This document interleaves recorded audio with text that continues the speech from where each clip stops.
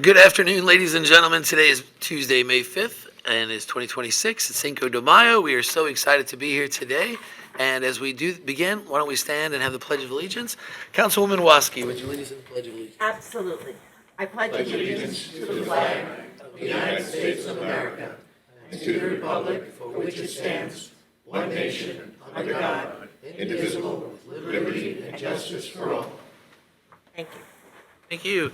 Councilman Rothwell, do we have someone today for the invocation? We do. We are once again honored to have Pastor George Dupree from the Living Water Full Gospel Church to lead us in our invocation today. So we ask you to come forward. Thank you very much, Pastor. Good afternoon, everybody. Thank you for the opportunity to be here today and to offer a prayer.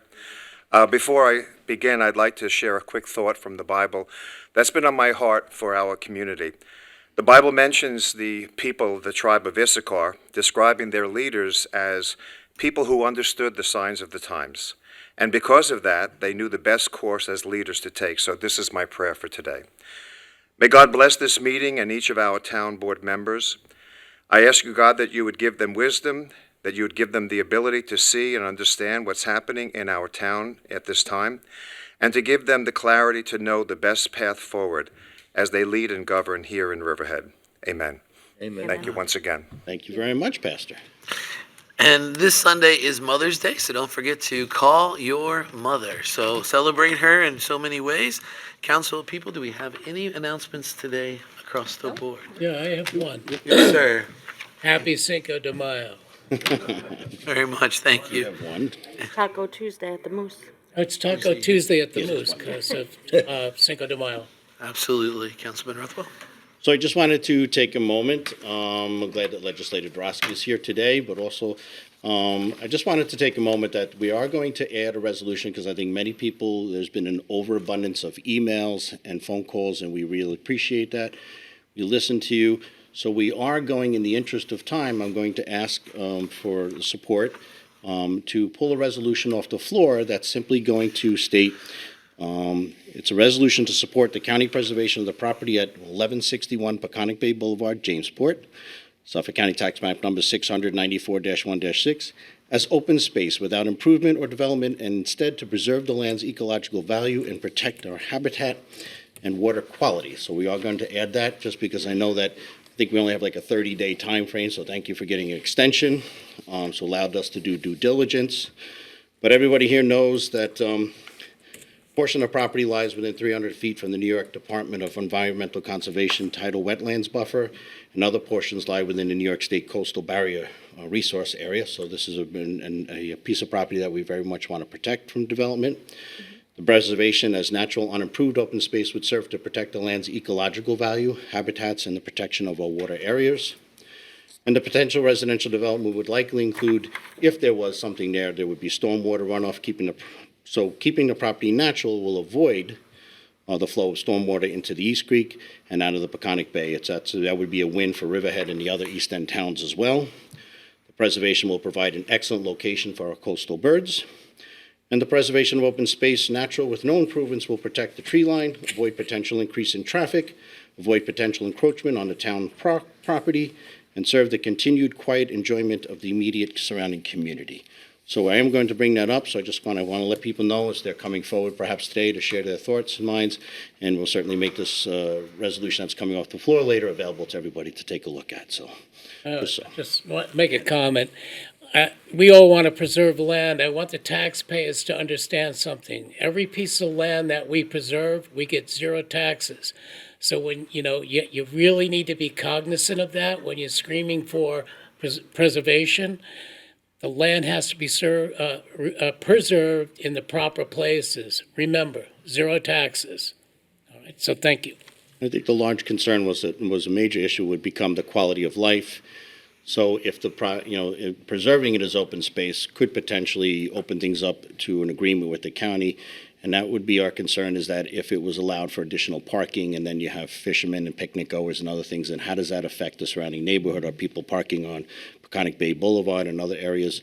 So those are the concerns that we've been kind of looking into, and so we hope to work very diligently with the county to protect that quality of life around it as well. Actually, I have a statement that I would like to read on that. Thank you for bringing that up, Councilman Rothwell. I'd like you to know that I support preserving open space and want to see it protected as its true natural habitat, not vague recreational use that hasn't been clearly defined. I am deeply concerned about how quickly this happened. Something this important deserves time, transparency, and honest conversation. Right now, for me, the information feels incomplete, and that matters. People deserve clarity when decisions are made. This is also personal for me. It is right across the street from my home. This is the land that I view from my backyard. And my concerns are not opposition. They come from caring enough to ask the questions. When an email from Mr. Dorosky came to me that states that the potential for beach access is minimal, his word, minimal, that to me says possible. So you can see where my concern would be. Again, we still have no defined recreational plan. I am hopeful, but I also need it to be clear. I support open space of this property, should that be what the owner would want. And I would like for it to remain in its natural state with zero potentials of what ifs could happen for this property. So I am happy to move forward and support this later on in the meeting. I did listen to all of your emails. I read them. I spoke to people. This has been an ongoing thing for the past five days, and I care. And I hope that you realize that. That's all that I'd like to say on that. I'd like to just briefly make a statement as well. Obviously, we want to preserve land for our town. But if someone comes in at a work session with no advance notice, no information, and just brings this to us on a Thursday and says, we need an answer on this Monday morning, you have to give people more time to figure out what it's all about. Just like any other type of contract, you can't demand an answer immediately. We're just asking for time because these types of things can impact all of our taxpayers, not just the residents of Jamesport. So we're just asking everyone for us to have an opportunity to have some clarity about what this all entails. And I believe there is more time now. So we are actively seeking information about it. And I support the resolution that's on the floor today. Thank you.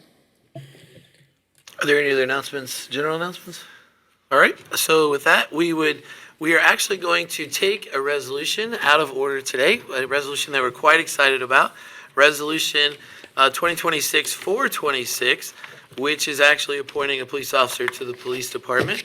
And before we have that read, that resolution, and vote on it, we do need to open it for comments on this resolution. So if you have any comments on this resolution, if you would like to step forward to the microphone, or if there's anyone online that would like to comment. Just You want to just read the title maybe so people know which I one? did. I said appoints a police officer to the police department. Yes, sir. So. I'm sorry, so the resolution, now is it a police officer promotion or is it a resolution?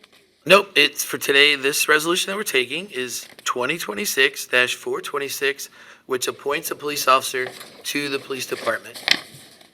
Please, we'd ask it if you have another question, just go to the microphone, please.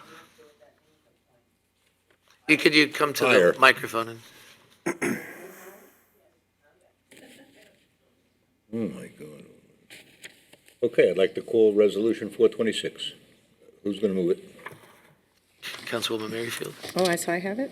Yep, I think it's you, Okay. Denise. Okay. Resolution 2026-426 appoints a police officer to the police department. So moved. Seconded. Vote, please. Woski? I am so excited about this. We have had the opportunity to spend a lot of time with Dan as he's been at the front desk waiting patiently for this special day. So this is an absolute yes for me. Great addition to the department. Welcome aboard. Merrifield? Yes, and absolutely, I can totally concur. It's been wonderful having you here greeting us every day. How wonderful you are to all of the residents that come through the door. Very much appreciated, and you're going to be a tremendous addition to the force. Congratulations. Kern? Dan, excellent job. We're going to miss you at the desk, all of us. Maybe we So- should say no. Wait a second. On second thought, I'm not voting for that. We didn't on the desk. No, that's an absolute yes. Thanks. Rothwell? So yeah, this is a true gentleman that is what community policing is going to be all about here in the town of Riverhead. It's what exemplifies our best men and women in law enforcement. And you are a true gentleman, and I greatly appreciate working closer with you and your smiles each morning, and I thank you. We will miss you on the desk. Come visit us. But we, once again, will have another of Riverhead finest on the job. So thank you, and that's an absolute yes. And Halpin? Daniel, thank you for choosing Riverhead. I know that you would have had many options as a police officer. Your family has to be proud. We're very proud of you. To the residents of Riverhead, we are lucky, as each of the fellow council people have said, we are extremely lucky to have you as an officer. And it's not where you start, it's where you end. Thank you for making us your home, and absolutely yes. That resolution has been adopted. And so with that, what we're going to do is we're going to have our police chief come forward, swear him in, and we'll join him. So, Going to put you right to work immediately.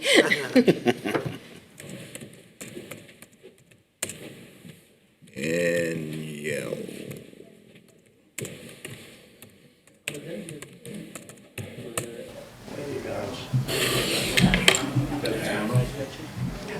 Somewhat. I have a big piece of paper.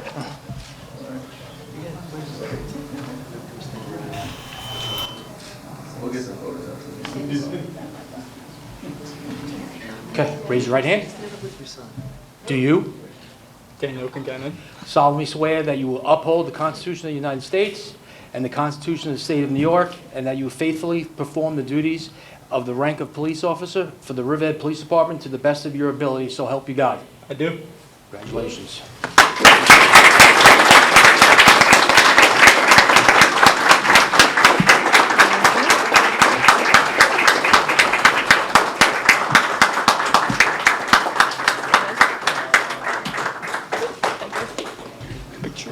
lots of pictures. Pictures Lots first? of pictures. Lots of pictures of the chief. Yeah. Come on. You didn't click. I didn't do that. Hey.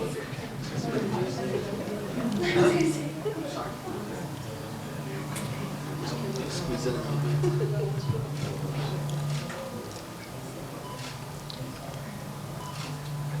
Shannon, go on that side. Hold on.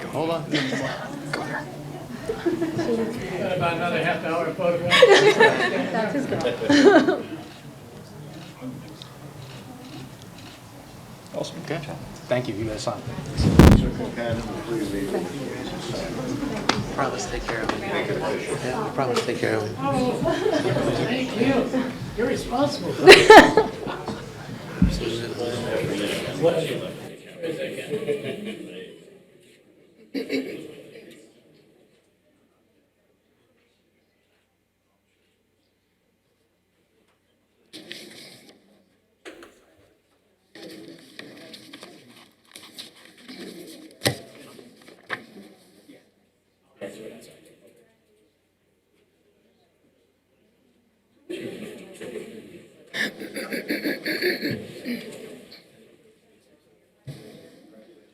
He's terrific.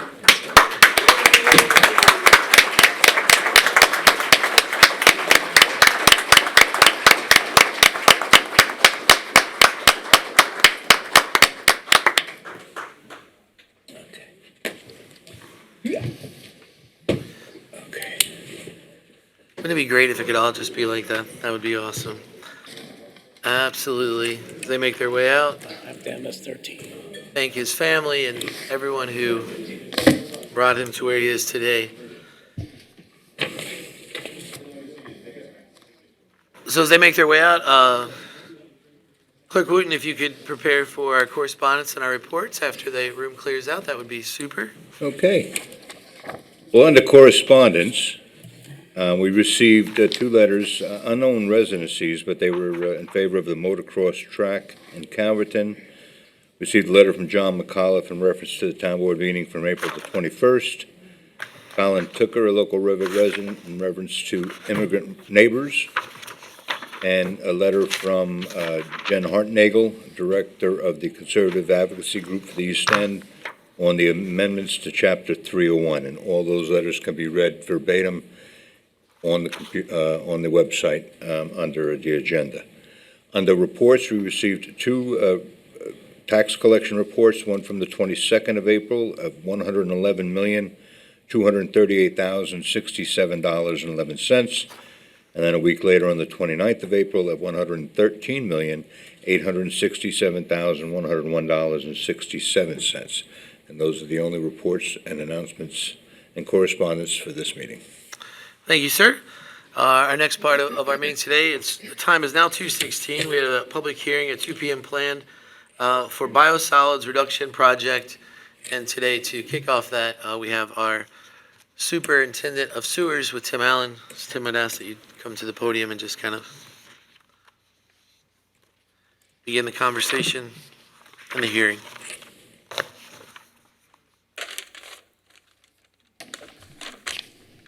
The public notice is to give the Town Board of Suffolk County, New York, to meet today for the biosolids improvement project cost increase.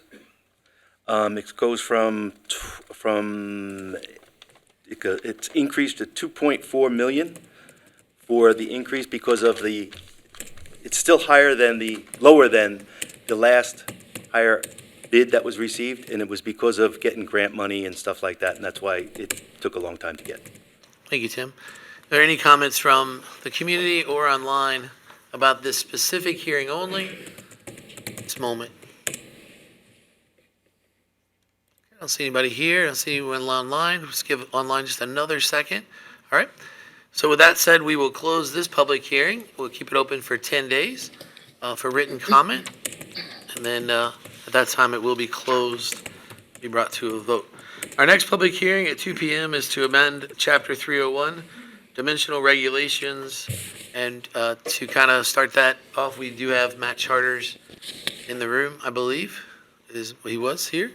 Nope, he is not here any longer. So Eric Howard, Yeah, there you go. Yeah, I'll take care of this.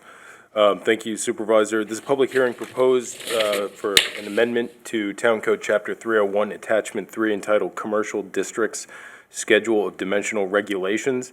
The proposed amendments, as recommended to the Town Board by the Business Advisory Committee, include raising the maximum allowable impervious surface coverage in certain zoning use districts as follows.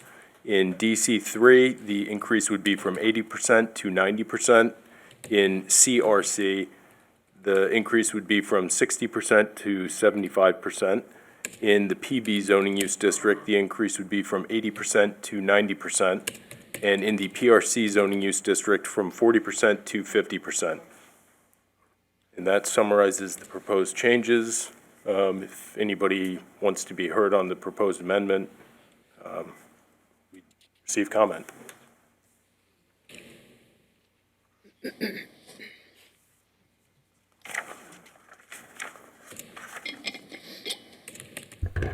Hi, good afternoon. Takri Turchin, Greater Calverton Civic Association President. I will be brief. It seems that in reading this resolution and listening to the work session on the increase in lot coverage, what was not taken into account by the Business Advisory District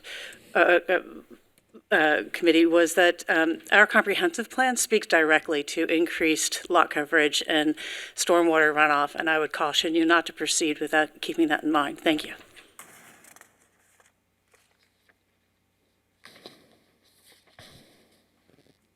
Thank you, Laura Jen Smith for Laurel. I just have a question. I did not get to see the work session or anything else. So the downtown District 3 to 80%, from 80% to 90%, that is backed by where in the comprehensive plan? Is that where you're getting the rationale for it, for these changes in the dimensions, actually for all of the dimensions? Just asking what the supporting data is for the change. Did you want to speak to that? Matt Charters can, if he wants to come down. Yeah, I don't support the change, so. Okay. So, but I mean, just as far as, because it's being brought up, was this information taken from a study that the town did, or is it in the pattern book or the comprehensive plan that this is recommended? I think that's a very good question, and I think it's a Matt Charters question, so I will advise him to watch this back Okay. and The first time this was presented to me was at a business advisory committee. Councilman Rothwell had Marty Sandluski present this to me, so that was the first time I had heard of it. And so I did ask questions of our, as Matt Charters and Greg Bergman, so to echo Councilwoman Waski, I think that would be a question where they came from, so. But the business advisory didn't use any, I'm sorry, I don't know, who's the chair? Laura, let me back up for you. So what happened was there was a project in Aquabah. And as a result of that project on Union, all these dimensional regulations were changed. Nothing to do with the pattern book, nothing to do with anything. They were just changed for this one particular project. In doing so, and I was at the time liaison to the business. Dimensional table was changed for that, not a variance. It was changed. And so, and I had a meeting with Greg, and we went over it when I was chair of liaison for the Business Advisory Committee, and agreed that the percentage was still not correct, and they were corrected. So it's the best I can tell you. They've come to a couple, and Matt is here, they've come to a couple of work sessions where they've kind of made presentations of it. I think it's quite honestly been lingering for probably about a year and a half in multiple work sessions, and it hasn't had much movement. And so this is an opportunity today to kind of get some public feedback. So if you want, maybe we can ask Matt Charters to come forward to kind of lay out some of the reasons and regulations, and then maybe by more means you can follow right up with him. He's here now if you'd like. Okay. Matt, maybe can you just come up and explain a little bit about, so just want to make sure that everybody has an understanding, and then you can certainly give time for questions. Do we have a specific question you want me to respond to, or generally an overview?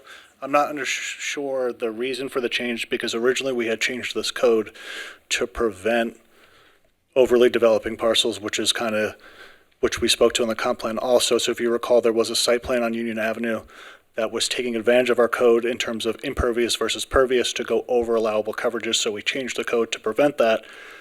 This sort of goes the other way. I don't know what else I can really say. I think it's sometimes, when different committees make recommendations and you try to move things forward, at least to have a public hearing so that you kind of validate the work that the committees are doing. Correct, that's fine. And so as opposed to going, we're not going to discuss this, or we are going to discuss this, we don't want to be gatekeepers to any of the committees. Yep. So this is something that they've been asking for a period of time. And which I believe it so came out of decided Business to have Advisory, right? I'm sorry? It came from Business Advisory? Business Advisory. Yeah, so if the town board wants to hear from the public on this, I don't really have too much more to add, other than it does contradict the language in the comp plan in terms of impervious surface. Thanks, Matt. Mr. Laura, do you Charters, have a direct question anybody want to ask Yeah. Matt? well, I was going to ask a quick question. Yeah. Would this affect the building lot coverage, like the actual structure? It would, yeah, because would. it's impervious. We don't necessarily deal with just building lot coverage, we deal with impervious surface, so that would be part of the impervious surface. Okay. Snap.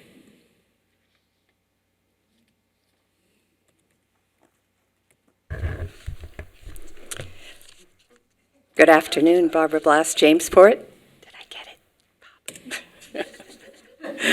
I appreciate this opportunity to express my unwavering opposition to the proposed amendments to Attachment 3 of Chapter 301 entitled Commercial District Schedule of Dimensional Regulations to provide for an increase in impervious surface allowance, and to do so for the following reasons. Number one, as we've heard, the proposed amendment is in direct contradiction to our comprehensive plan. The board adopted and approved a goal to, quote, limit future increases in impervious surfaces, with a specific recommendation or action item to, quote, reevaluate and reduce the current limits in commercial districts. You can find that on page 119 of the plan. Number two, the proposed amendment is in direct contradiction to Town Law Section 272A, which requires that all land use regulations be consistent with the municipality's comprehensive plan. Three, the proposed amendment is in direct contradiction to several of the land use tenets of a climate-smart community, a designation which this administration has pledged to achieve. 4, there is no express justification or discernible community benefit.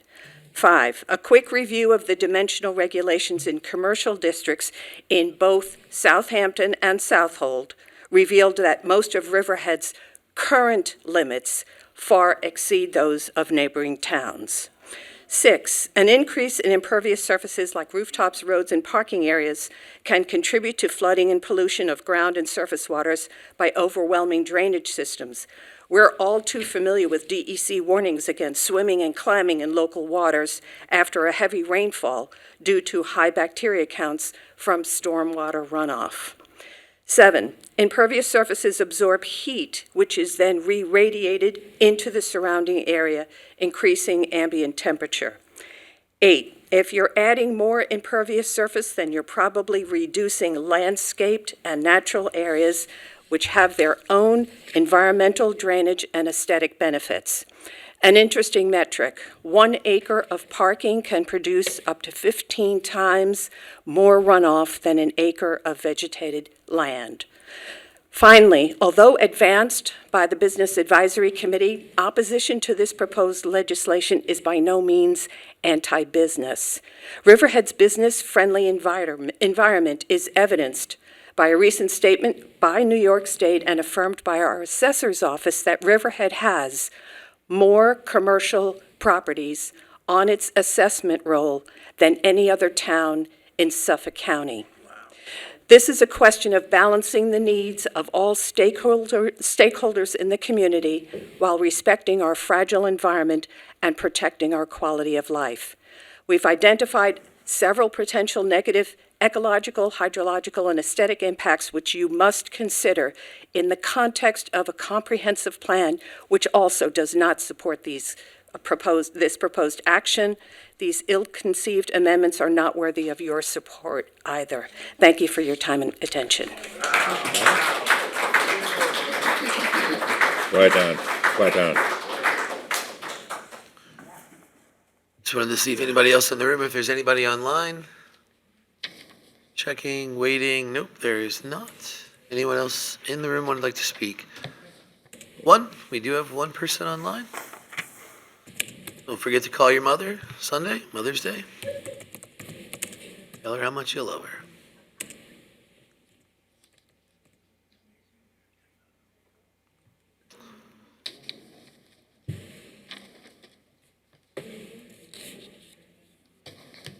Maybe? How we doing there? There we are. It's really a rowdy crowd here. Hello. Hi, Marty, we can hear you. Hi, how are you? Good, Martin Senowski, 215 Roanoke Avenue, Riverhead. I'm not on the Business Advisory Committee now, but I was when this was discussed.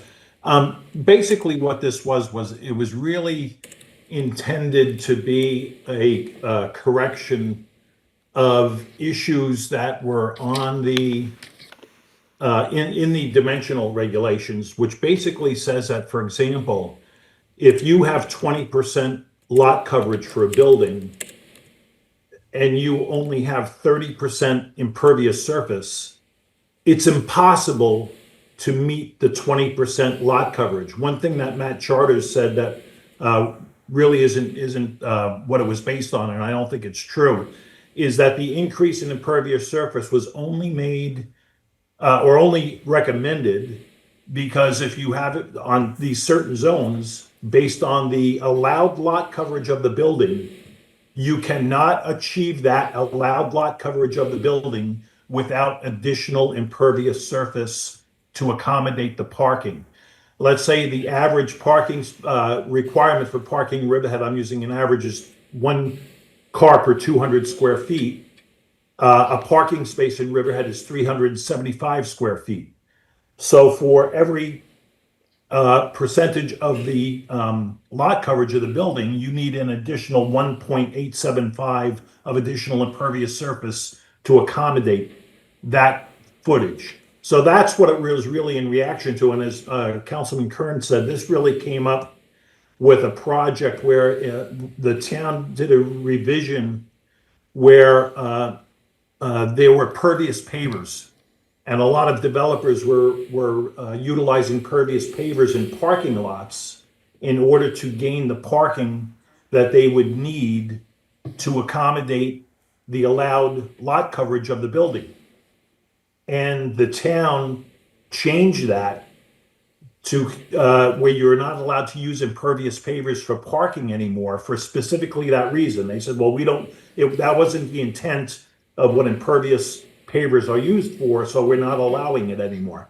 So that means that automatically drops the actual allowed coverage of the buildings. So the other way to look at this is to say, okay, we don't want to increase the lot coverage. Well, then you really should go back and change all the lot coverages in the zoning and reduce them to what could be accommodated based on the impervious surface, and then reduce the assessments of those properties accordingly, because they will be worth less value.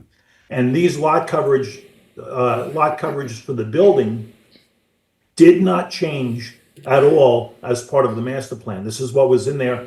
And again, this wasn't done with reaction to anything in the master plan, et cetera. Basically, what it was is the committee looked at it and said, hey, there's a problem here because you cannot attain the allowable lot coverage of the building without having additional impervious surface. So that was, and when Greg had come and met with us, what he had said was, well, what they would have to do is go for a variance.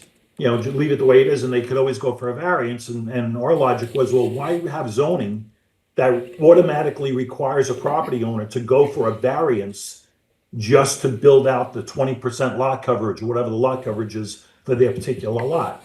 Why don't you fix the code? So realistically, what you're going to end up being faced with is fix it either way. You could fix it where you allow the the percentage of lot coverage and increase the impervious to accommodate that, or don't change the impervious surface, reduce the allowable lot coverage for all of those zones, and then reduce everybody's taxes accordingly. So that's basically the two ways to look at it. And again, the committee, when I was on the committee at that time, the purpose for doing this was simply to do a correction in the code to have the impervious surface match the building lot coverage. That was the only reason for the recommendation. Thank you. Thank you. Is there anyone else online? One more.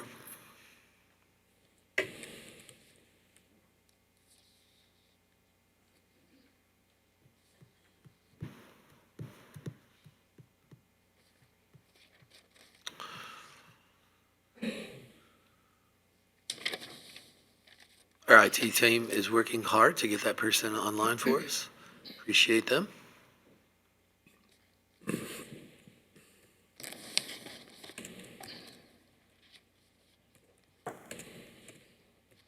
Good afternoon, Kathy McGraw, Northville. I hadn't intended to speak on this public hearing, but it seems to me that this was studied in the comp plan, and I don't understand why the concerns weren't raised at the time the comp plan was done. It seems to me that this town should enforce the comp plan and make the changes on lot coverage that are required given the conclusion in the comp plan regarding impervious surface. Thank you very much. Thank you, Ms. McGraw. Anyone else online?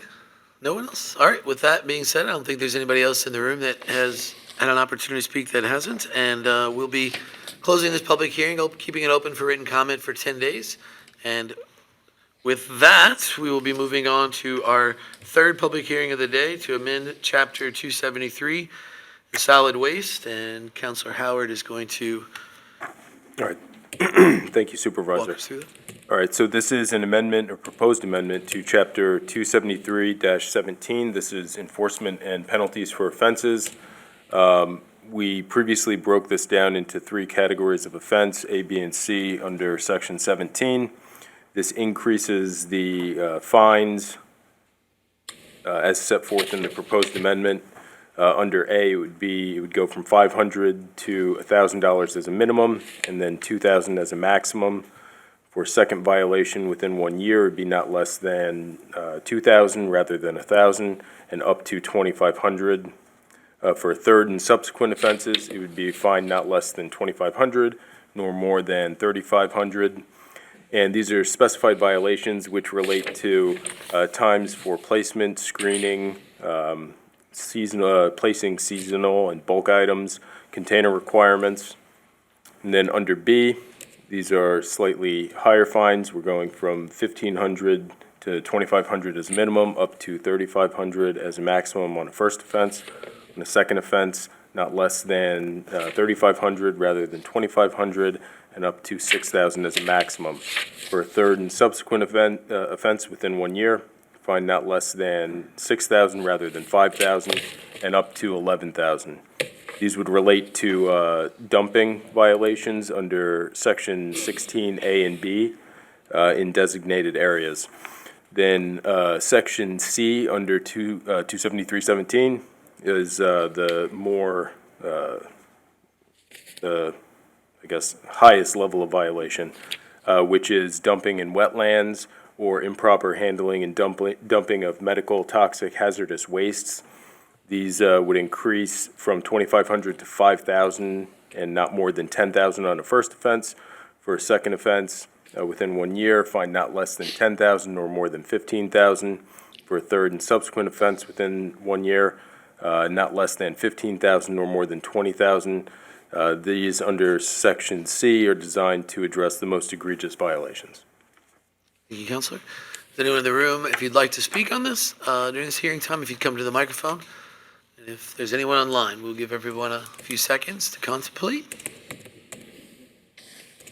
Keep our town clean and these fines won't hurt you. I'm happy with the work that was done on this, so thank you, whoever did this. Bob did. It was proposed by Councilman Kern, and Ms. Hurley worked on it in my office. Excellent job. As the liaison to the Anti-Litter Committee, they really have taught me to open up my eyes and look around and see some of the things that I really didn't focus in on prior to being on that committee. And we do have several areas that severely need to be addressed. And hopefully people will think twice once they see these fines that have been upped, because you need to hold people accountable. And there's no better way to hold people accountable than when you're hitting their pocketbook. So, thank you. All right, I believe with that, I don't see any comments online or in person, so thank you, Councilwoman, for your comments, and we will close this hearing and keep it once again open for 10 days, which will bring us to our next meeting, and we'll vote on it then. And for our final public hearing today, the time is 2:38. We had a 2:15 public hearing to amend Chapter 279 Taxation Exemption for Volunteers, and once again, Councilor Howard, if you could walk us through that. Thank you, Supervisor. This is Chapter 279 Taxation relating to Article 8 Exemption for Volunteer Firefighters and Volunteer Ambulance Workers. This is an amendment to bring our code into consistency with Section 466A Sub 4 of New York State Real Property Tax Law, granting a property tax exemption to surviving spouses of volunteer firefighters and volunteer ambulance workers killed in the line of duty, to the extent of 50% of the assessed value of the property. The law previously required the surviving spouses to be unremarried. That is being eliminated, and it reduces the term of service for the service member that is deceased from the 5-year requirement to a 2-year requirement, which is the minimum allowable pursuant to state law. So I had put forth this legislation. Basically is just, it's a debt of gratitude to all of our volunteers, whether they be in the fire departments or RVAC ambulance services. And I just think that, God forbid, I hope this legislation is never necessary, and that our volunteers stay safe. But recently, we did change the code for tax reductions from 5 years down to 2 years in an attempt to maintain and keep volunteers. So when our younger people come in, and that's when they're potentially purchasing a house and getting married and beginning in life, and we want to keep them in the fire service and the ambulance service. The amount of training that goes into that is astronomical, for just to remain a volunteer. And so that's why we lowered it to 2 years. So we want to keep that incentive. So because some are working 2 jobs, multiple jobs, trying to make an income. And so this was a retention effort, so we did have to adjust this as well. I think the years should match. And certainly sometimes you have, when God forbid somebody is killed in the line of duty, we also want to be conscientious that, the surviving spouse has an opportunity to move on and not worried about not getting remarried, losing benefits, things like that. If you suffered that loss, then I want that gratitude to follow you, throughout the rest of the life to the surviving spouse. And so that you should not fear about getting remarried or continue on in life. Because the grief never ends, and so I just wanted to make sure that we're covered in all that. And this is something that I believe we've covered in our police department, so we're just showing the equal opportunity and debt of gratitude to our fire service as well as our ambulance workers. Are there any comments from you just have to come to the microphone, Warren, and say your name and your hamlet? And then Warren McKnight, Riverhead. Everywhere I see needs for volunteers. It's the hardest thing to get, and it's what's needed is becoming less and less. I think there should be public relations, saying what has been done to this, so when young people, who want to do volunteer work, they could, instead of going to, a service club or another thing, they could say, well, this is more important, and it'll also help provide for my family. So I think in order to get more volunteers, you have to make this more well-known to other people. That's all I have to say. You, Warren? Anyone online? Online? Give everybody a couple more seconds.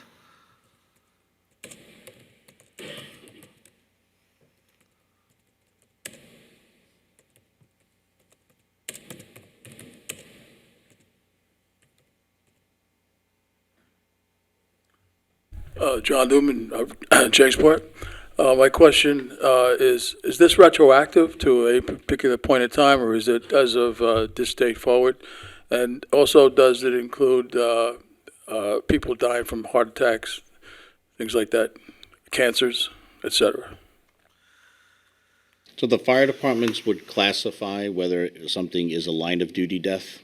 So to answer that question, you may have somebody directing traffic has a heart attack. There is a period of time after a fire call where a volunteer may go home and, after pulling fire hoses all night and fighting a fire and hours later have a heart attack at home, the fire department will determine if it's related, for, sheer exhaustion causes a heart attack hours later, at home, and if somebody has a heart attack and should pass away, it still becomes a line of duty death, but it's classified by the fire departments towards what is a line of duty death. And I think they're certain the fire department has their terms through their insurance providers and their bylaws. But so it's kind of like when you're asking that question, if the death pertains to the fire service, on active duty. Okay, yeah, I get that. But in terms of retroactivity, does it go back like a year from now, a year previous to now, or? I don't see that in the language. I believe so. But we can. It's not going to result in like reimbursement of taxes already paid. If there's a death in the line of duty that can be classified after the law is adopted, it could then be made application to the assessor's office. There's no provision for retroactive application. It's only prospective, but it could deal with deaths in the line of duty going backwards. Okay, no, I get that, but say this law or resolution, whatever it is, gets certified today, voted on by you people, does it have retroactivity going back, say, a year from now, a year prior to now, or 2 years from now? You didn't answer my question. Are you asking, John? Are you asking like if somebody's spouse died a few years ago, or are you asking like? In other words, if somebody died from a line of duty considered death a year ago, are they still eligible for this benefit? Or is this law effective as of today? Well, the benefit was already there in our code. Yeah. This amends what we already had to permit it for surviving spouses, irrespective of whether they're remarried or not. And it is for members who are enrolled for at least 2 years rather than the previous 5. and then it increases the extent of the exemption from what we had before, which I believe was 10% to 50%. 50%, yeah. No, I understand the percentages. I'm just asking, like, say, somebody who's a firefighter passed away a year ago. All right, are you retroactively including that death as a? It's already a town law, so Okay. if they would have qualified a year ago, they would have those benefits, and they would be receiving those benefits today. Okay. Going forward, should that surviving spouse decide to get remarried, that person wouldn't lose the benefits. Okay, I Does got that make sense? Yes, I got it. Thank you very Thanks, much. John. Yep. Thank you so much. Any comments online? Anyone else in the room? All right. Well, with that said, we will close that public hearing for today. We'll keep it again, once again, open for 10 days for written comment, and with that, we'll bring it back around. And that ends our public hearings, and in the next section, we will have comments on our resolutions from the public. Again, during this time period, you'll have 3 minutes that we ask that you adhere to for your neighbors, and that you stick to the resolutions that are in the packet today with that, and then we will have open comments at the end. So with that, I will open it up our microphone, and could you, Motion made from the floor. Okay, so it's got to be at the. if you want to, could you come up and address them? Letty, Mill Road, Riverhead. Hi. I just want to request that the resolution that you're going to take off the floor be distributed before this session, as We will. I believe it's supposed to be. Typically, the way we would do it, we would be If people are going to be asked, excuse me, but if people are going to be asked to comment on it, it should be made available with opportunity for them to read it according to this open meetings law. Yes, ma'am. Typically, the way we would do it is that we would actually go through all of our resolutions, and then we would make this one, we would pull this one off the floor, make it available, and So and do just to, I'm sorry, Mr. fine. Supervisor, just to read the provision of the open meetings law, agency records available to the public pursuant, that's FOIL, okay, as well as any proposed resolution, law, rule, regulation, policy, or any amendment thereto that is scheduled to be subject of discussion by a public body or acted on, shall, upon request therefore, to the extent practicable, be made available at least 24 hours to the meeting during which the records will be discussed. Copies may be made available for a reasonable fee, all right? And it can be made available at the meeting, and it should be also posted to the website if you maintain a high-speed internet connection, which I think sometimes it's a high-speed internet connection. But anyway. I don't see any reason why we can't. You obviously have We one, can, so- Absolutely. I'm just Can going hand them out now, let Why people shouldn't read them? people Why be would- allowed why to would read rather them? say- All right. Do we have? I guess Yes, the and question- I would completely agree with that, if the resolution was scheduled. It's not scheduled, it's a resolution off the floor, so it's not actually properly before the town board at this point. You would vote to take it off the floor because it wasn't in the packet.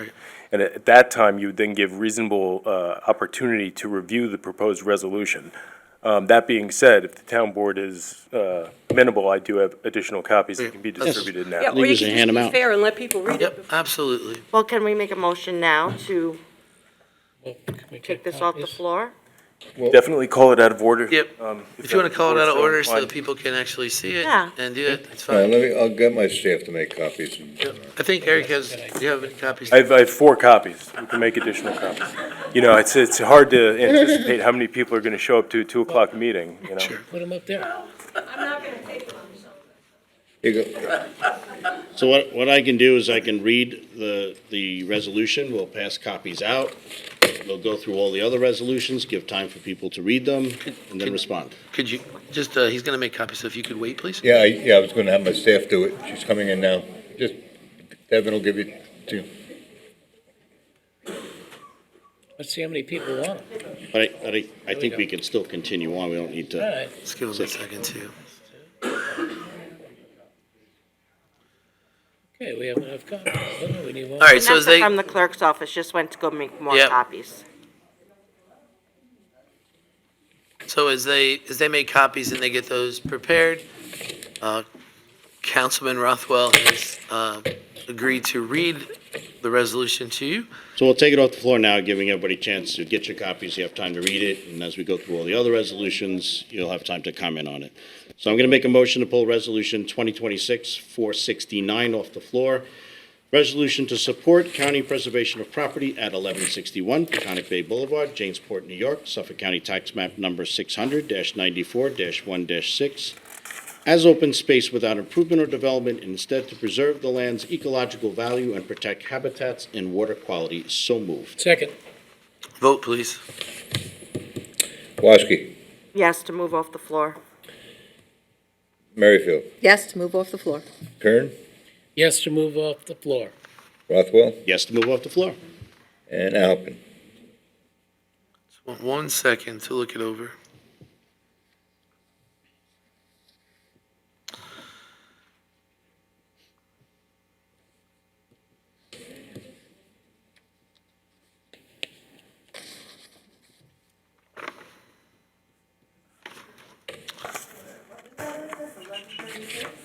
You'd have to- 1161 Peconic Bay Boulevard.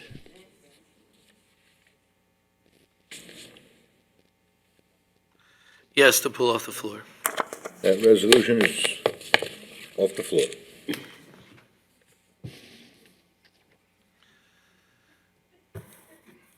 So when that resolution comes back in, with all of our resolutions, I will give you ample time to look at it, and I will allow you to comment on it.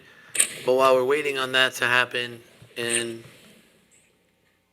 the essence of time, do you have any comments on other resolutions? Please feel free to come up and state the resolution, your name, and again, once again, you have 3 minutes. So there are copies that have just come in. If you'd like those, they are being distributed now. So any comments on any other resolution, on any resolutions at all?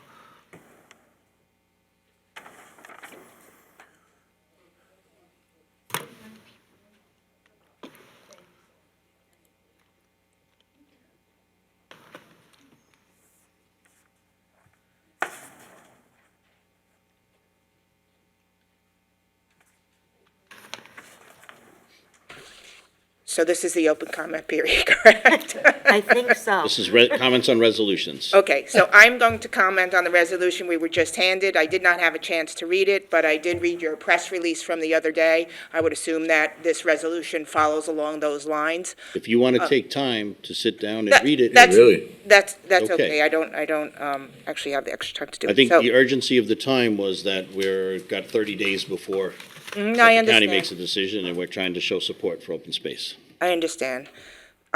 So I will comment, and for the title of the resolution that you read seems very similar to what you were proposing in the press release that you sent out, to leave it open space. So I just wanted to make a few comments as it pertains to the resolution. So I just wanted to correct the record, because the public is being given a version of this that does not match the facts. The county is not proposing a hamlet park. The county is not proposing active recreation like ball fields or playgrounds. That narrative is coming from you, the board, and it's being used to justify stepping away from the project the town itself supports as open space. That's not a small distinction, it's a functional one. There are two types of applications that can be made to the county. One is active recreation and hamlet centers, and one is open space. The application was for preservation, for open space, protecting land, natural resources, and community character. A management plan doesn't change that. It is a tool that defines it and locks it in. It's where you decide. It enforces terms, what is allowed and what is not. So raising concerns about uses that aren't actually being proposed doesn't protect the land, it distracts from the real decision in front of you. Because the alternative to a management plan, or lack of providing a management plan, is not better open space. It is possibly a deal killer. And no deal means no preservation. It means this property remains exactly what it is today, land with an approved subdivision in place. This is the outcome that the board is currently moving forward. I also want to address something that this board often emphasizes: home rule. You've said repeatedly that decisions about Riverhead should be made here, by this board, on behalf of this community. But here you're choosing not to exercise that authority. And if you don't work to negotiate an acceptable management plan, because participating in a management plan is exactly how you assert home rule. It's where you put your standards into writing. It's where you define what open space means to the town of Riverhead. and is put forth in our codes. It is a step away from that. You are not defending local control, you are giving it up. You are not allowing the outcome to be shaped you're letting the outcome be shaped without your direct input, or worse, allowing the project to collapse and default to development. So let's be clear what's happening. The public is being told to be concerned about uses that are not being proposed, while the real risk, the loss of preservation altogether, is not being fully acknowledged. That's not protecting the community, that's misdirecting it.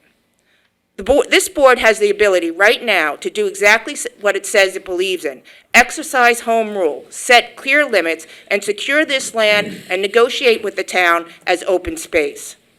County, I'm sorry. So you can continue down a path that you can continue down this path that sounds protective, but in practice leads to the opposite result. With Ed Romaine at the table, this comes down to whether the board is willing to work and partner with the county to define this appropriate use, or continue to point to worst-case scenario and outcomes as a reason not to act, inaction, or refuse to negotiate. So I urge you to correct course, engage in a management plan, and deliver the preservation outcome that the town originally sought. And I hope that you'll consider doing the management plan. Thank you.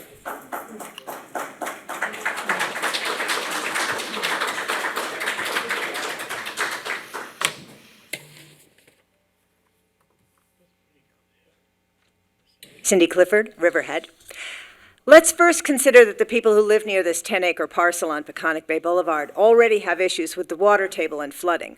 We can all probably point to local examples of where development made flooding and runoff problems far worse. I can think of two. One on Osborne and Middle Road that resulted in flooding out and ultimately destroying homes on Horton Avenue, and one on Halleck where a once wooded lot made way for a massive colonial, both resulting in significant costs, construction, and headaches for our water and sewer districts. Securing this parcel as preserved land should not be a partisan issue. It should be a golden opportunity to preserve open space and to support the Suffolk County Drinking Water Protection Program, which we all want, with the added bonus of not having to purchase it ourselves. This could be and should be a win for all of us. The residents want you, our town board, to preserve this land. The party objection of the likelihood of it becoming a playground or a three-ring circus or anything more than a path with 2 or 3 parking spots at the most would only be possible if the application the town had filled out had included any of those options, but it did not. And the concern that the town would need to issue a blank check for an unknown amount for an unknown project is also just as unwarranted and sounds like scare tactics. That this idea was first proposed under the Suffolk County Drinking Water Protection Program by a Republican and is being carried forward by a Democrat is exactly the kind of teamwork and collaboration that we should jump at and that we should aspire to. And for the record, after Friday night at the Suffolk, I keep thinking, wouldn't it be nice if the only parties we had in Riverhead were the ones we had to celebrate something good? Please consider this collaboration for the good of our present and our future, and maybe we could have a party to celebrate when it's all done. Thank you.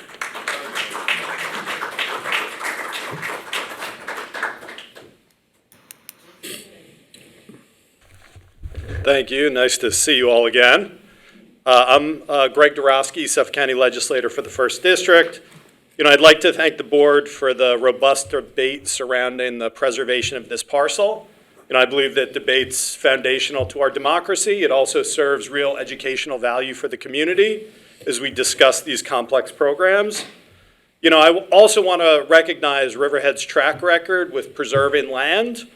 Your transfer of development rights program in particular is something that South Old Town still hasn't worked out. It's been very effective in Riverhead, and you should be celebrated for that. I also want us to be careful. How we handle this acquisition sends a signal. If Riverhead pushes back on county-funded preservation, we risk telling the county and also property owners that we're not a good partner. And with over 6,000 acres still in play, I sure hope there's another deal at the table. Suffolk County is prepared to spend serious money to preserve this 10 acres of environmentally sensitive and scenic parcel on Peconic Bay Boulevard. What the county needs and what I came to ask for at work session was not a contract, but it was for an agreement to work with the county to negotiate a partnership. As I've said repeatedly, this is not a blank check. The town negotiates the terms, which I'd also like to point out gives it more authority than if the county purchased and managed the property alone. Now, we got lucky this month with some other offers not coming back, so we have more time. But there's steep competition for these funds, and I believe there's really a foot race against development across the East End. Every second counts. We need to be ready to make these offers. You know, if the town says no, this parcel has an approved 4-lot subdivision on flood-prone land. It will be built on. This opportunity at preservation will be gone forever. We can't let the perfect be the enemy of the good here, especially when holding out gets us a worse outcome. More development in an environmentally sensitive and scenic area. Now, as I said during the work session, Riverhead is not Southold, but I believe my experience is informative there. On cost, as I've mentioned, Southold manages 640 preserved acres for around $46 per acre. In every case with Suffolk, they have required very little, and our expenditures prove that in Southold. 4 new homes, on the other hand, put serious risk of taxes in Riverhead. Just the schools alone, $19,000 a year. Now, I know Councilman Kern pointed out that, preservation comes at a cost. And he suggested that there's a lot more second homes in Riverhead and they don't have students. But if you look at the census data, only 5% of the housing stock in Riverhead is what they call occasional use. That compares to 25% in Southold and over 40% on the South Fork. So these are all primary residences that are being built right now. I think an example in Wading River is useful to point here. Councilman Rothwell and I have been working. Greg, I'm going to have to ask. Just let me have 10 seconds. On the Venetian Square parcel, to get some gravel parking there and maybe a few benches. This is a light touch. The county always has a light touch in mind. And when we talk about Suffolk County, you and I are all part of Suffolk County. And I and your members of the town board have the ability to advocate for our community. This is what the county is asking for. This is what I'm asking for. As I look at your resolution, I'm grateful that you're moving in the right direction. I do have some concerns that it's saying, or it's suggesting that I want to do certain things, or I've suggested doing certain things. As much, I agree with Councilwoman Waske. I'd love this to be farmland. The problem is it's just not eligible. Those are the rules. I don't make the rules. The choice before us is open space preservation. There's no access to the beach here. Yes, if they put in a few parking spots, people could walk to South Jamesport Beach. That's a half mile away here. I don't think that's really a risk. I guess to close, and thank you for the extra time, I appreciate this resolution as a step in the right direction.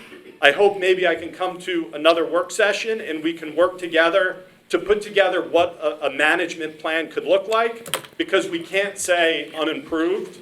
We do need to look at some sort of public access in the future. I agree, I want it to be the lightest touch as possible. You know, as I said in my email to you, I think it's annual or maybe biannual mowing and an agreement to cut down any trees that fall down. So thank you, and thank you for this. I appreciate it. Says it right in the second whereas, it's a partnership. So just in terms of what prior, I think she's unfortunately left the room, Laura Jenn Smith said, just to reiterate it, she asked that, insinuated perhaps that there was no management agreement, but it does state here in the second whereas, the County of Suffolk sought a preservation plan to include partnership with the town of Riverhead on a potential acquisition with the town, either contributed funding or by a management agreement. Thank you for pointing that out, because it's in the second whereas, and it's exactly what you're talking about, and so we need to sit down and figure this out. And the people that get up here and make this a political thing or anything else like that, they need something to say. What can I say? I hope you don't see what I'm saying as that. I'm really trying to work with you. Absolutely. It's in the second whereas. I just want to reiterate the ultimate goal, and whether it's possible, is to preserve it as is and leave it the way it is for wildlife refuge, for wetland. That's what we all want sitting up here, at least the 4 members of the board that wrote that press release. We want it. We're just concerned simply about whether or not it's going to be accessed through multiple people from Suffolk County coming, parking, and then does 3 parking spaces end up leaving other individuals parking along Peconic Bay Boulevard, carrying fishing poles through the woods? Is it night fishing? We have issues down in South Jamesport where we have people fishing at midnight and bringing, we have commercial. So it's just about making certain that there's not a quality of life impact as well with the surrounding residents.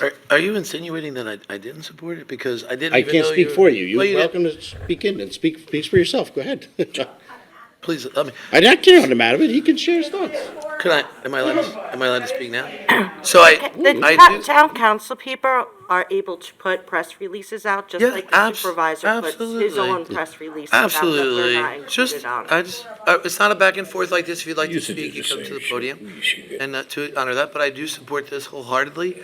I have always supported that. Just to answer the councilman's concerns, the idea that I think this parcel, even with a few parking spots, presents a risk for fishing, I just don't see that. The parcel itself, and I think maybe this speaks to Ms. Civiletti's comment that maybe we should have noticed it a little bit better when we came to work session, provided actual copies of the parcels and all of this and that, because the parcel itself does not have any access to the water. But it joins Riverhead land that's protected, so there's very much a pathway that goes through Riverhead parcel to the water. It does, but I think you're expecting a lot of people to march through a heavily wooded area.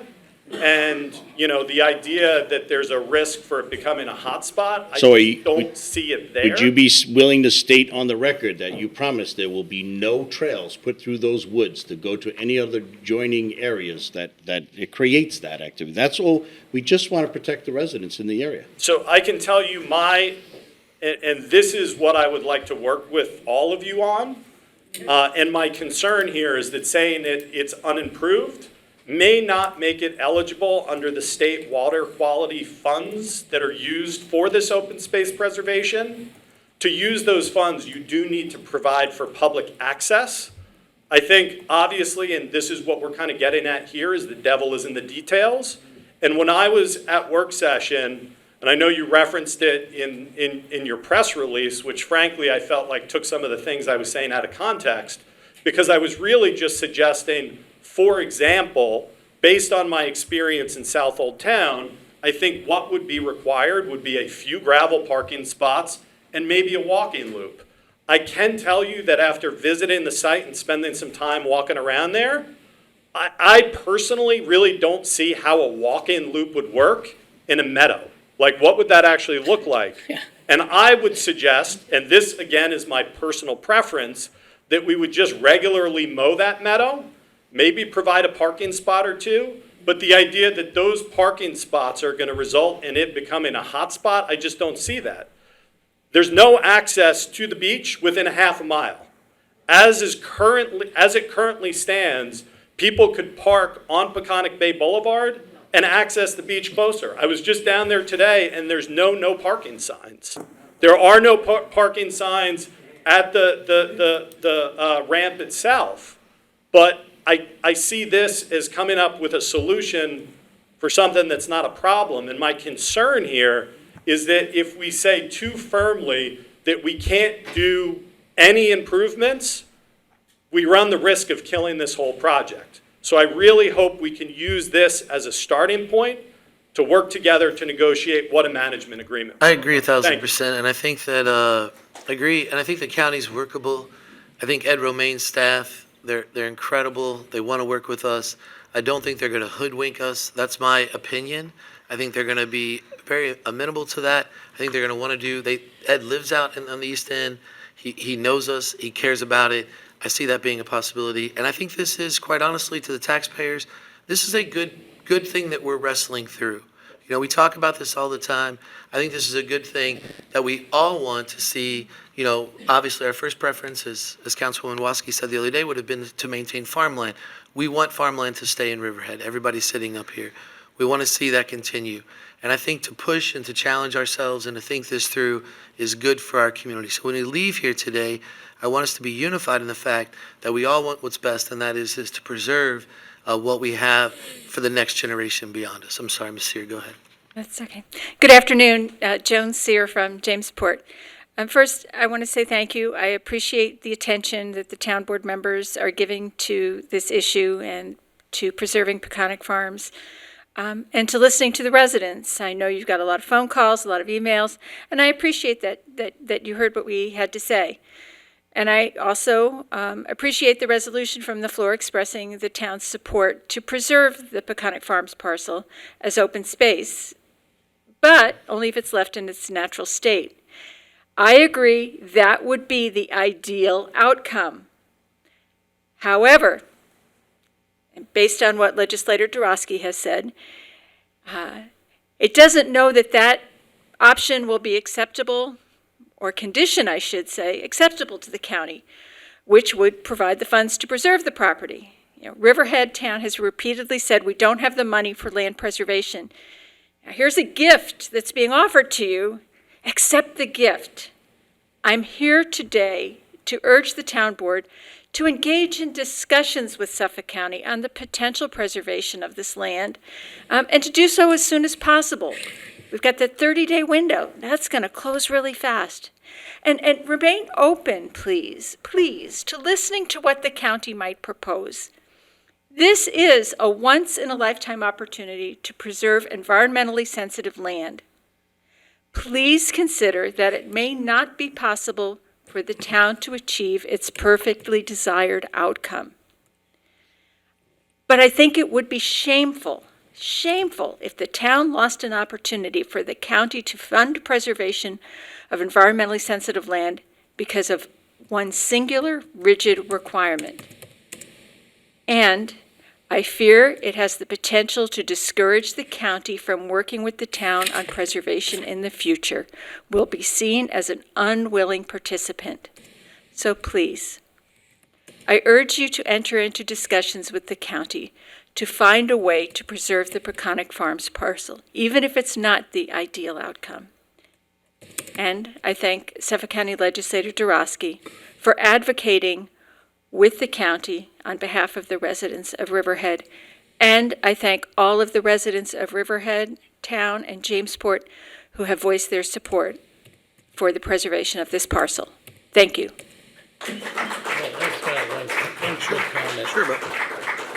So I want to thank everybody who recognized the second whereas, which is exactly what everybody's talking about. But I want to be clear for myself that there's still a landowner here who owns the land, and I think that's very, very important, no matter what we want. If the landowner gets a better offer, they're going to sell their land, and I wouldn't, would protect everybody in this room and protect your land if you made a decision to sell your land, not to the county, but to someone else. I think this resolution does show the desire that we do want to preserve this as open space. Warren McKnight from Riverhead again. I recently want to tell you, when you worked with the county, I was here last autumn. A woman on Northville Turnpike was complaining about the traffic and accidents there, the noise. And this, I'm going to say you, we contacted the county. I wrote a letter to Ed Romaine. One of his aides came here, and he said they solved the problem at Northville Turnpike and Doctor's Path, which has been there for years. There's a four-way Stein. So, and how they did this was very simple, working together. Now, the first thing they had the state police, the Riverhead police, and the Suffolk County Police working with you guys. And they're a great staff. I mean, they wrote me a letter and sent me a Christmas card. Come on. They're willing to talk and do things. So work with them. Work with the new guy here on a block. And We already are.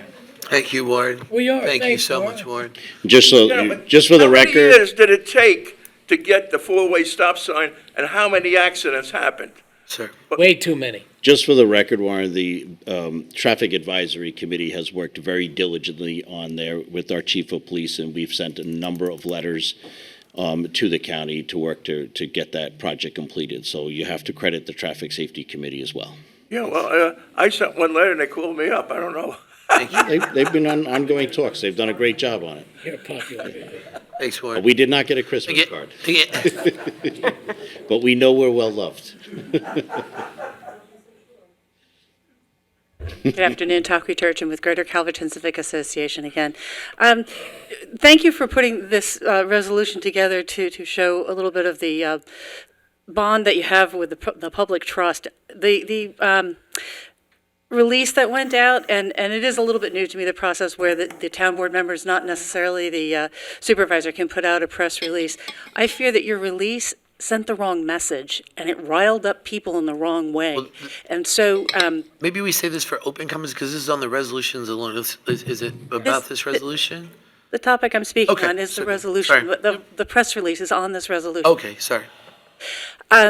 So I just caution you that yes, there was a work session last week where Legislator Dorosky came and requested to work together on this, but that press release sent the wrong message. It riled people up. I read it and I was like, it doesn't sound like they're trying to work it out. So just a little caution there. But thank you so much for listening to the people who've called in and written in the short amount of time that we had to do that. Wherever we can, I know this is preaching to the choir, but it is important to say, we have 6,000 more acres to work on here in Riverhead. We value it. Let's demonstrate it.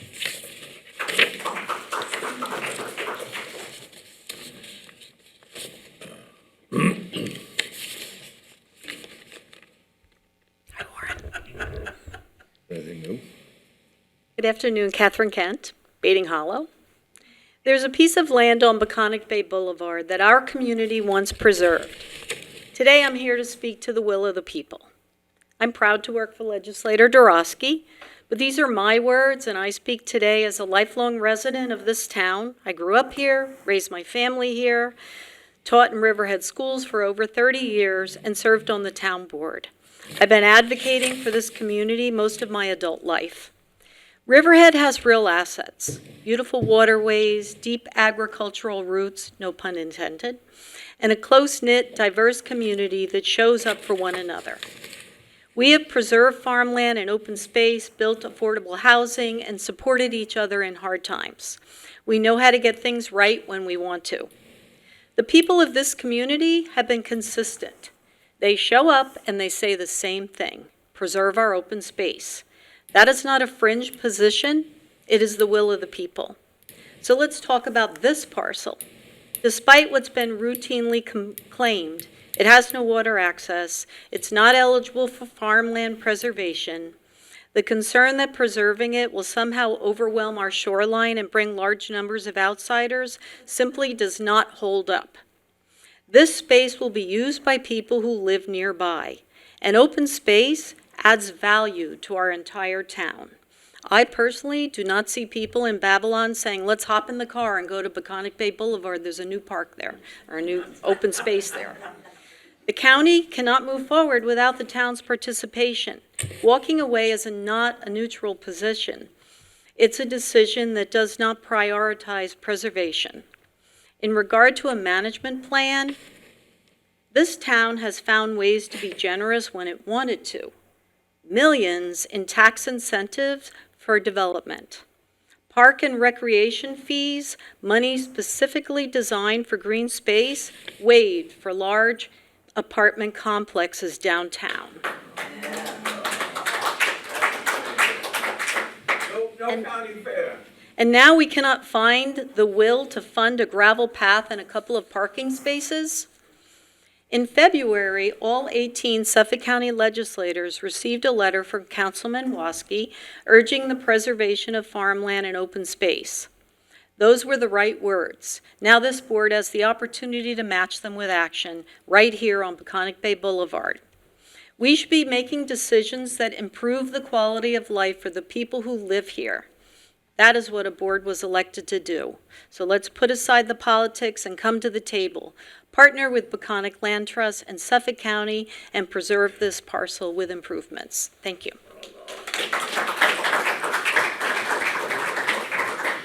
Just for the record, I don't think there's anybody sitting up here on this board that has ever waived fees, not since I've ever been here for any apartment complex downtown, not in my tenure. Not that I'm aware of. I know that. Okay, I just wanted to clarity, when you make a statement that it's not, no one on this board, I certainly have never waived those fees. Neither have It I. wasn't this present board. I actually said the town. Okay, When I came on the board in 2018, I learned about within the code, the park and rec fees are within the code. And I believe 4 of the apartment buildings, the fees were waived. Riverview Loft was one of them. And at that time, I think it was around $2,500 or $3,000 per unit. they were not collected, but it was before I was on the board, and you'll know that when I came on the board, we raised it to $5,000 per thing, so we're collecting more money now. But those actions were just taken before my arrival, and I think I'm the most senior member of the board, so I just want that to be clear, that this board has never done anything, and we had, Right. I understand I that. want those park and rec fees, because we've got a lot of great projects ahead of us. Yeah, I know that, but I just want the people to know. I don't know the people in the town know that's in our code.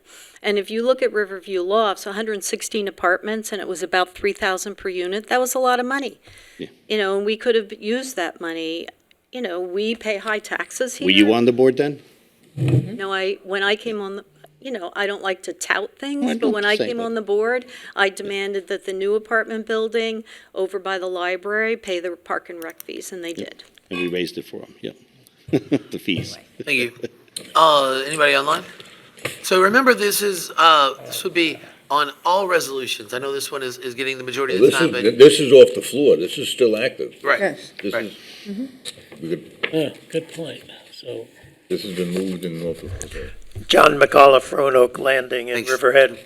I forget whether it was Mr. Kern or Mr. Rothwell, said something about the land could be bought by somebody else, which raised the question in my mind, who is it that has gotten the permits for the 4 lots?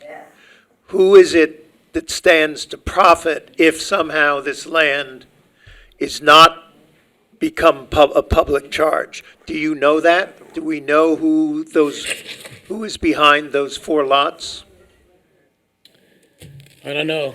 I wonder how the The indigenous. property owner. I believe it would be. No, that's not the property owner. It's somebody that would buy it from the property owner, I think, was the implication. Well, if they're going to subdivide the land and build 4 houses, I would think that. It's they so it's the sell current those property parcels. owner who has subdivided, or is there some My other understanding party? from when I was on the planning board, yes. So it's the current property owner who has the 4 lots and might have an interest in not having this process go I'm gonna forward. get water. Thank you.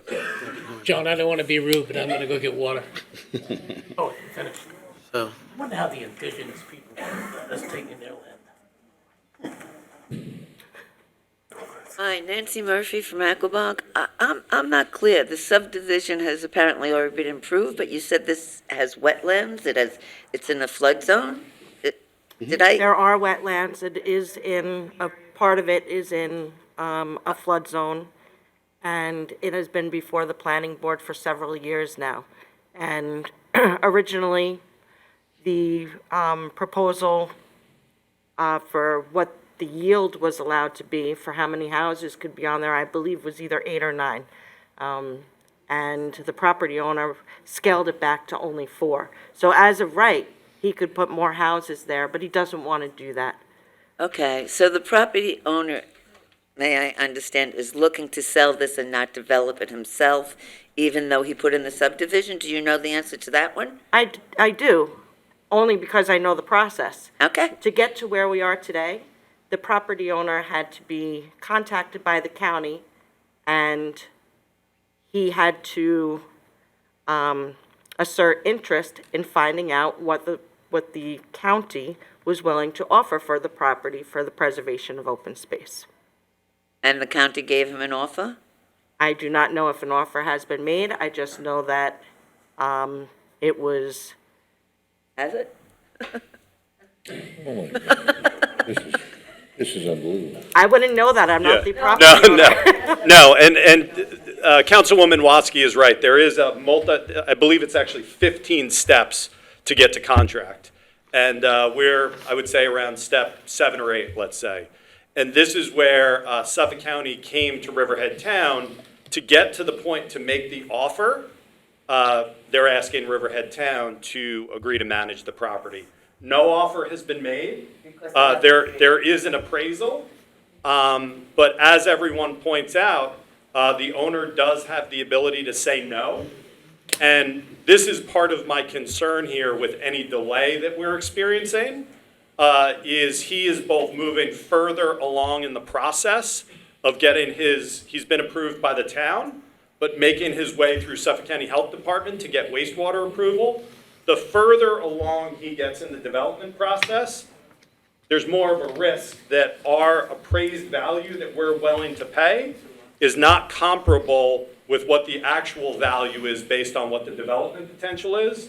And this is my belief, this is part of the reason that I'm so concerned here and why we really need to use this as an example to work together to figure out what Riverhead Town is willing to do, what Suffolk County is going to require, so we can both capture this parcel and acquire it, but also look for other parcels in the future so we can make that offer right away. And I think these are all really good things. We're going to bring this back to a work session, obviously.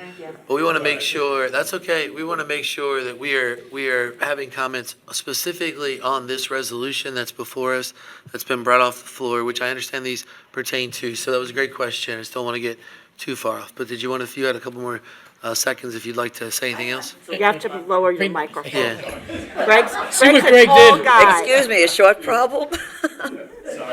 I happen to live on Peconic Bay Boulevard. Yes, ma'am. And I've been there for 36 years, fortunately. And I can remember the very first time I drove on that road, okay? And that was years before I ever purchased my house there. And I can remember thinking, what a calming, lovely area. We already have 2 developments that have been approved very, very close to each other on that road. It gets crazy, as you should probably know, in the fall. It takes me 20 minutes to get out of my development, and usually an hour and a half, if I don't time it correctly, on a weekend in the fall, to get back home for a 5-mile trip. It's like ridiculous. Why would you add to it? And again, I am a property owner, and I really don't want the person that owns this property to get cut short, but one person, if they have to sacrifice a little bit, okay, and I'm sorry, everybody puts money out of their pocket.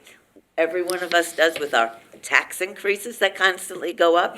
Someone else said that you would get a tax benefit to this. 4 houses, is it really worth the tax added to your community? There are many other developments going in this area, and other tax advantages can come our way from a development in another area. Peconic Bay is not the place to keep adding houses and property and people coming in. It's really just not.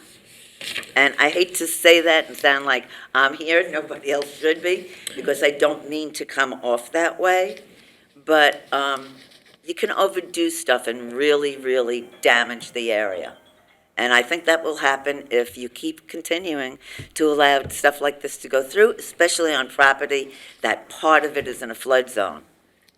I've seen Macy's Creek Bridge flood over 2 times from the bay. 2 times, okay? The weather is changing, the climate is changing. You really have to think for the future on this, in my opinion. And I think you're making a very bad mistake if you decide to go forward and let this property be sold for development. Thank you.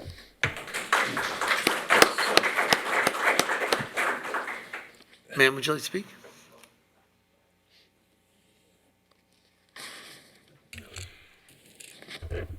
Virginia Lammers, South Jamesport. I want you to ponder this for a long time. It's the seventh generation principle rooted in the Haudenosaunee Confederacy philosophy. Decisions made today should result in a sustainable world 7 generations in the future. That's about 150 to 200 years. Let's think about our future generation and what's happening here. And I think any time the town has a chance to get to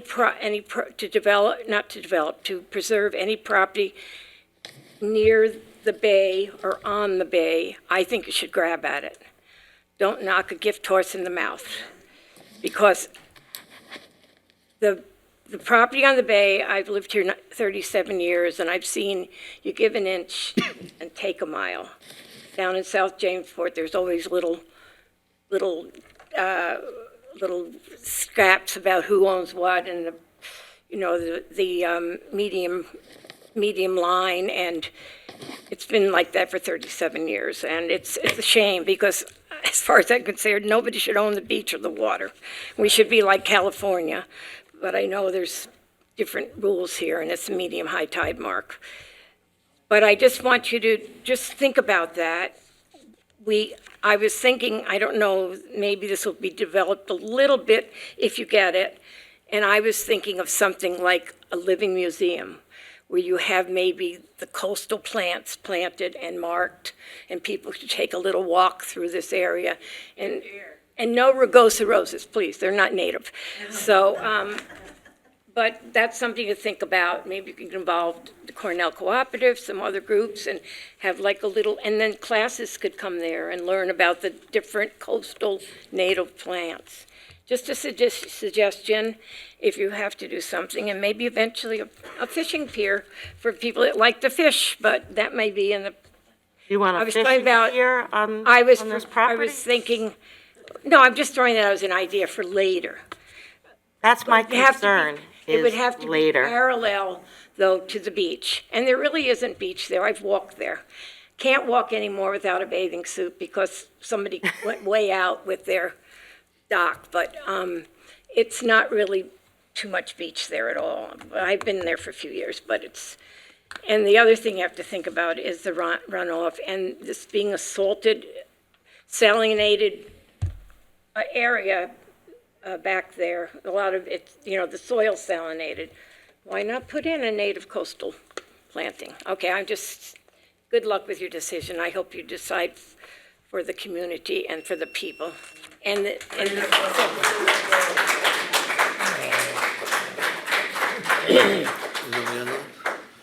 have one more on our building. Hi, I'm Lee Eskin, and I'm a Riverhead resident, and I live on Riverside Drive. And I don't have to tell you, but there is 66 acres of protected land on Riverside Drive that was purchased, I want to say approximately 30 years ago, between the town and the county. And I know at that point, they were looking to put in a condominium unit down there, 200 units down along the water with dock access.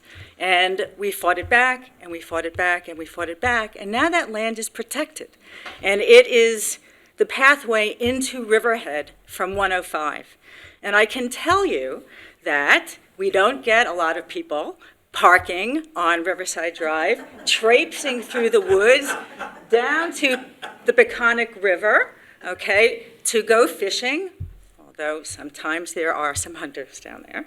But sometimes what? There are hunters in hunting season down there. I can tell you what time they start shooting in the morning. But it seems to be a partnership that has worked out, and it is possible to do. And I can only say that when we started this, we did get the Environmental Council, North Fork Environmental Council, did step in and help with some of the negotiations to protect the land that we have adjacent to the river. And I can only say that once these undeveloped parcels are gone, they're gone, and we can't get any more back. Thank you very much.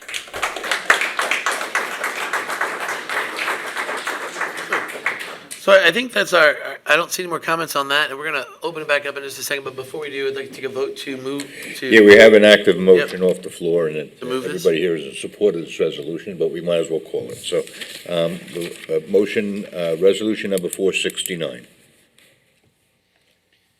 Resolution to support county preservation of property at 1161 Peconic Bay Boulevard, Jamesport, New York, Suffolk County Tax Map Number 600-94-1-6, as open space without improvement or development, and instead to preserve the land's ecological value and protect habitats and water quality. So moved. Second. Vote, please. Woski? Yes, I look forward to further discussion. Merrifield? Yes, for me, absolutely. I look forward to discussion. For me, the key issue with this was the legislator came in on a Thursday. We had no advance notice of this whatsoever. And all of a sudden, on Monday, we were supposed to now make a decision. As a responsible town council person, I needed more time to really know what the county's true intentions are with this property. Because I can't, as a council person, commit taxpayer dollars to something I don't know, he doesn't know. As he sits here today, he was guessing or hoping or relying on other things that happened in Southold. So all I'm saying is I'm happy that this gives us time, some time to see what the county really wants out of that property for all of us. So I vote yes. Kern? Yes. Rothwell? Yes, so we definitely want to do our best to preserve it as open space.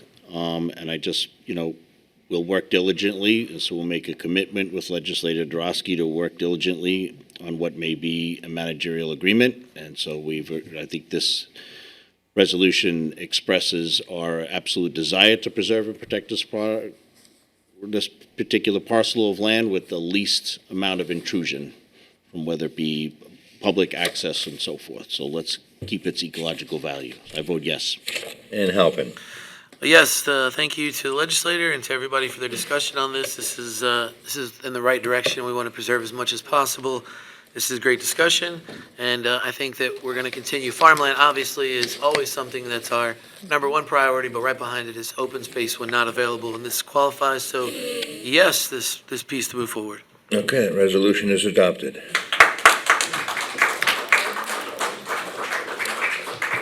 All right, so if we have any comments on any other resolutions that are on the table, on the docket, sorry.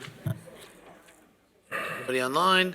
Ladies and gentlemen, if you're in the room, we just ask, we're going to continue to conduct our business. We ask you to take it outside or be silent. Anybody have anything else that they'd like to come to the podium and speak about?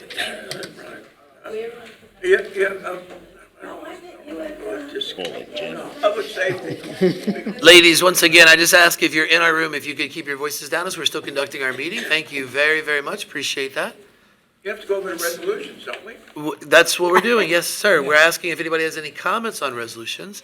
You can come up to the podium and speak, or if they have anybody online, we have all of them there. So give everybody a second to gather themselves, speak. I think, we do have one. Kathy McGraw. We have one person online, if I'm mistaken. Don't forget, Mother's Day. When is that again? Sunday. Right after Cinco de Mayo, which Bob's buying everybody's tacos. It stays the whole meeting. If you stay the whole time, Bob's buying your tacos. So, Miss Kathy Miss McGraw here McGraw, in I'm sorry, Northville. ladies, they'll take care of you right outside. If you see our deputy, she'll take care of you. There's somebody online. Kathy McGraw, Northville. I don't know what happened there, but I did put in that I wanted to speak on resolutions. And I'd like to say about the one that you just voted on that I didn't get to comment about. I would say that the resolution and the press release that the 4 town board members issued, in my view, call into question your sincerity about preservation. You listed a parade of horribles that could disturb the residents. I don't know what you said in your resolution that you just passed because I can't see it. But it strikes me that rather than put on this public facade, if you really want to preserve this land, you didn't have to go through all this. Just set up a meeting with Suffolk County and talk about this.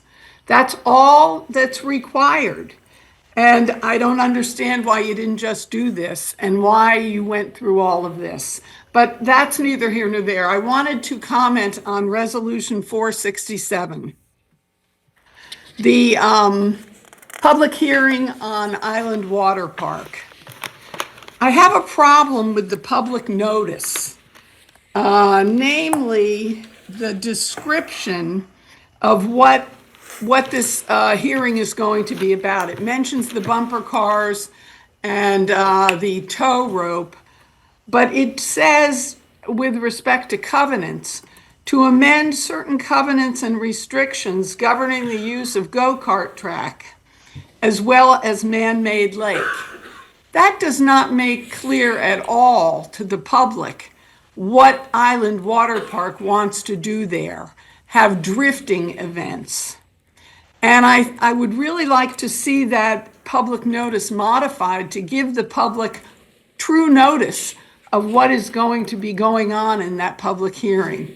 And just one or two other comments. I read the EAF that went along with this resolution, and I noticed that there was a question, does proposed action include new non-residential construction?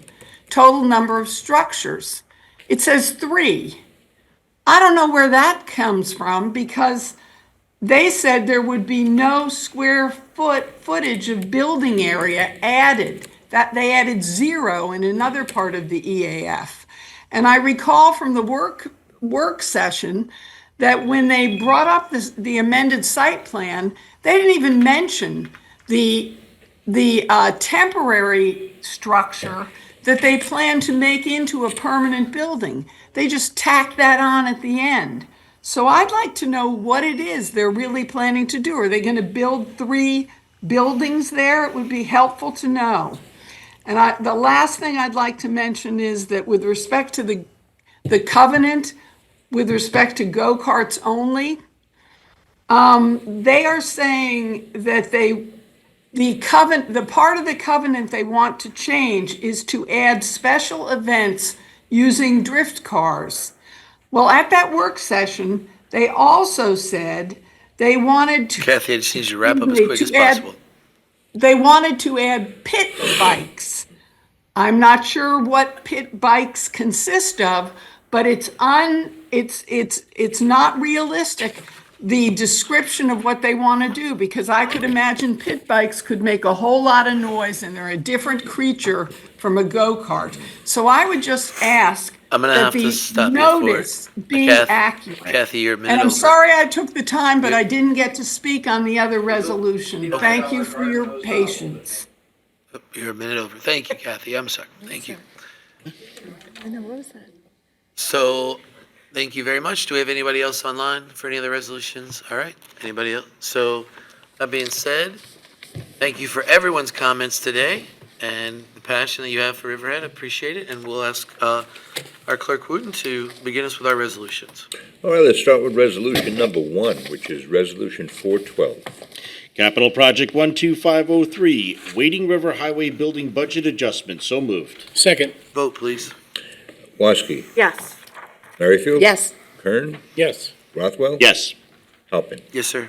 The resolution is adopted. Resolution 413. Sewer District Capital Project number 82609, Northville Commons, budget adoption. So moved. Seconded. Vote, please.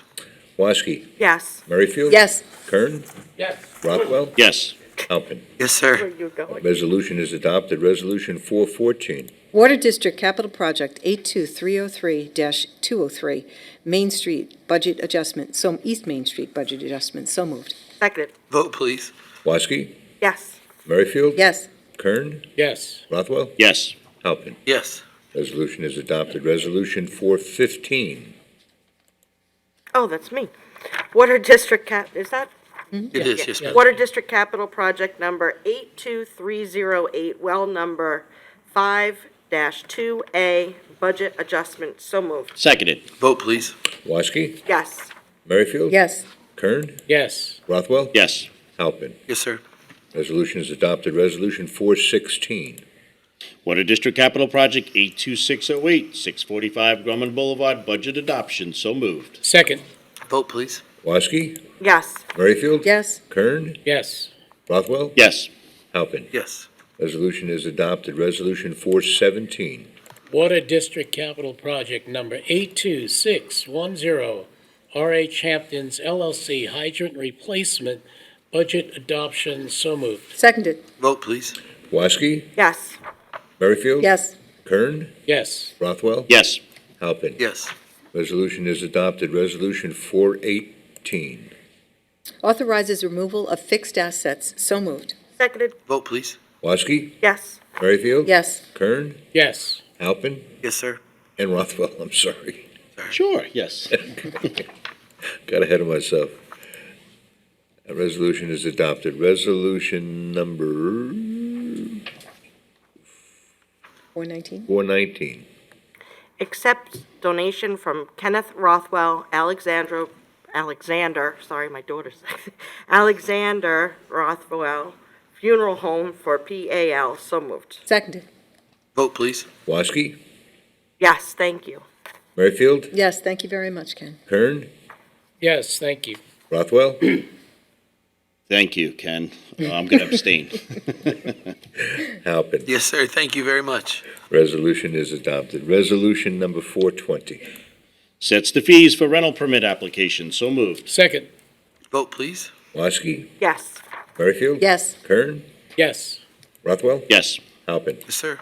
Resolution is adopted. Resolution 421. Authorize the sewer district employees to attend seminar. So moved. Seconded. Vote, please. Woski, Yes. Merrifield. Yes. Kern, Yes. Rothwell. Yes. Halpin. Yes, sir. Resolution's adopted. Resolution 422. Ratifies the authorization for 2 police department employees to attend a training. So moved. Seconded. Vote, please. Woski, Yes. Merrifield. Yes. Kern, Yes. Rothwell. Yes. Halpin. Yes. Resolution is adopted. Resolution 423. Set salaries for 2026 Recreation Summer Camp Coordinator personnel. So moved. Seconded. Vote, please. Woski, Yes. Merrifield. Yes. Kern, Yes. Rothwell. Yes. Halpin. Yes. Resolution's adopted. Resolution 424. Rehires and set salaries for seasonal employees and changes the status of current Colin employees to seasonal employees in the Recreation Department. So moved. Second. Vote, please. Woski, Yes. Merrifield. Yes. Kern, Yes. Rothwell. Yes. Halpin. Yes, sir. Resolution is adopted. Resolution number 425. Appoint seasonal personnel to the Recreation Department. So moved. Seconded. Vote, please. Woski, Yes. Merrifield. Yes. Kern, Yes. Rothwell. Yes. Halpin. Yes. Resolution is adopted. Resolution number 427. Ratifies the appointment of a Fire Marshal 1. So moved. Seconded. Vote, please. Woski, Yes. Merrifield. Yes. Kern, Yes. Rothwell. Yes. And Halpin. Welcome to the town, yes. Resolution's adopted. Resolution 428. Ratifies the reclassification of a maintenance mechanic 2 to a maintenance mechanic 3. So moved. Second. Vote, please. Woski, Yes. Merrifield. Yes. Kern, Yes. Rothwell. Yes. Halpin. Yes. Resolution is adopted. Resolution 429. Accepts the resignation of a maintenance mechanic 2. So moved. Seconded. Vote, please. Woski, Yes. Merrifield. Yes. Kern, Yes. Rothwell. Yes. Halpin. Yes, sir. Resolution is adopted. Resolution 430. Ratifies and accepts the resignation of a traffic control specialist. So moved. Seconded. Vote, please. Woski, Yes. Merrifield. Yes. Kern, Yes. Rothwell. Yes. Halpin. Yes. Resolution is adopted. Resolution 431.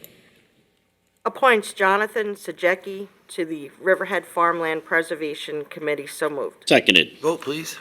Woski, Yes. Welcome Merrifield? aboard. Yes. Kern, Yes. Rothwell. Yes. Halpin. Yes. Resolution is adopted. Resolution number 432.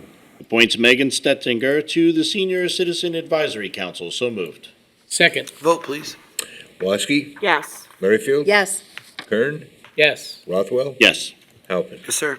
Resolution's adopted. Resolution 433. Appoints Sean Egan to the East Creek Advisory Committee. So moved. Seconded. Vote, please. Woski? Yes. Merrifield? Yes. Kern? Yes. Rothwell? Yes. Halpin. Yes. Resolution is adopted. Resolution number 434. Appoints Kyle Concan to the East Creek Advisory Committee. So moved. Seconded. Vote, please. Woski? Yes. Merrifield? Yes. Kern? Yes. Rothwell? Yes. Halpin. Yes. Resolution's adopted. Resolution 435. Appoints Charles Thomas to the East Creek Advisory Committee. So moved. Seconded. Vote, please. Woski? Yes. Merrifield? Yes. Kern? Yes. Rothwell? Yes.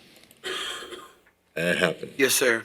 Resolution is adopted. Resolution 436. Appoints Thomas Pipsinski to the East Creek Advisory Committee. So moved. Second. Vote, please. Woski? Yes. Merrifield? Yes. Kern? Yes. Rothwell? Yes. Halpin. Yes, sir. Resolution's adopted. Resolution 437. Reappoints Gary Vogel to the Hispanic Development, Empowerment, and Education Committee. So moved. Seconded. Vote, please. Woski? Yes. Merrifield? Yes. Kern? Yes. Rothwell? Yes. Halpin. Yes. Resolution's adopted. Resolution 438. Reappoints Daniel Sullivan to the Hispanic Development, Empowerment, and Education Committee. So moved. Seconded. Vote, please. Woski? Yes. Merrifield? Yes. Kern? Yes. Rothwell? Yes. Halpin. Yes.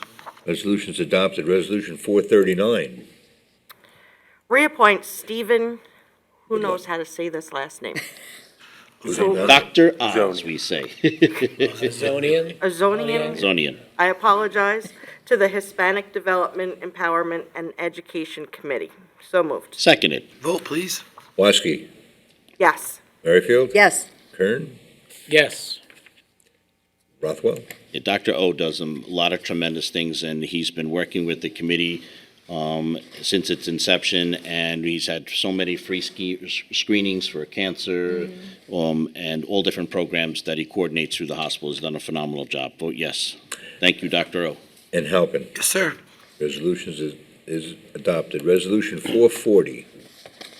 Reappoints Grace Swift to the Senior Citizen Advisory Council. So moved. Second. Vote, please. Woski? Yes. Merrifield? Yes. Kern? Yes. Rothwell? Yes. Halpin. Yes, sir. Resolution's adopted. Resolution 441. Before I say it, I just want to thank our town board coordinator, Tina, for cleaning up all the committee names, which hasn't been done in like 3 years. I appreciate it. Thank you. So reappoint Sarah Mayo to the Senior Citizen Advisory Council. So moved. So moved. Moved. So moved. Seconded. Vote, please. Woski? Yes. Merrifield? Yes. Kern? Yes. Rothwell? Yes. Halpin. Yes, sir. Resolution's adopted. Resolution 442. Approves request for a leave of absence. So moved. Seconded. Vote, please. Woski? Yes. Merrifield? Yes. Kern? Yes. Rothwell? Yes. Halpin. Yes. Resolution's adopted. Resolution 443. Ratifies the extension of an unpaid leave of absence. So moved. Seconded. Vote, please. Woski? Yes. Merrifield? Yes. Kern? Yes. Rothwell? Yes. Halpin. Yes, sir. Resolution is adopted. Resolution 444. Ratifies the approval of special event Chapter 255 application for Costco Wholesale CMN fundraising event. So moved. Second. Vote, please. Woski? Yes. Merrifield? Yes. Kern? Yes. Rothwell? Yes. Halpin. Yes. Resolution is adopted. Resolution 445. Approve special event Chapter 255 application for Muddy Princess, Muddy Kids, and Muddy Princess 5K Obstacle Course Mud Run. So moved. Seconded. Vote, please. Woski? Yes. Merrifield? Yes, that's a lot of mud. Yeah. Kern? It is. You should do it, Bob. I am. Rothwell? Yes. And Halpin. Yes, sir.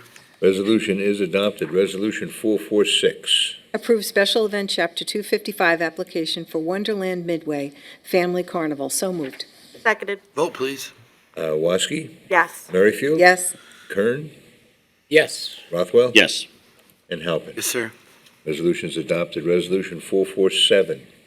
Approve special event Chapter 255 application for Riverhead Chamber of Commerce cardboard boat race. So moved. Seconded. Vote, please. Woski? Yes. Merrifield? Yes. Kern? Yes. Rothwell? Yes. Halpin.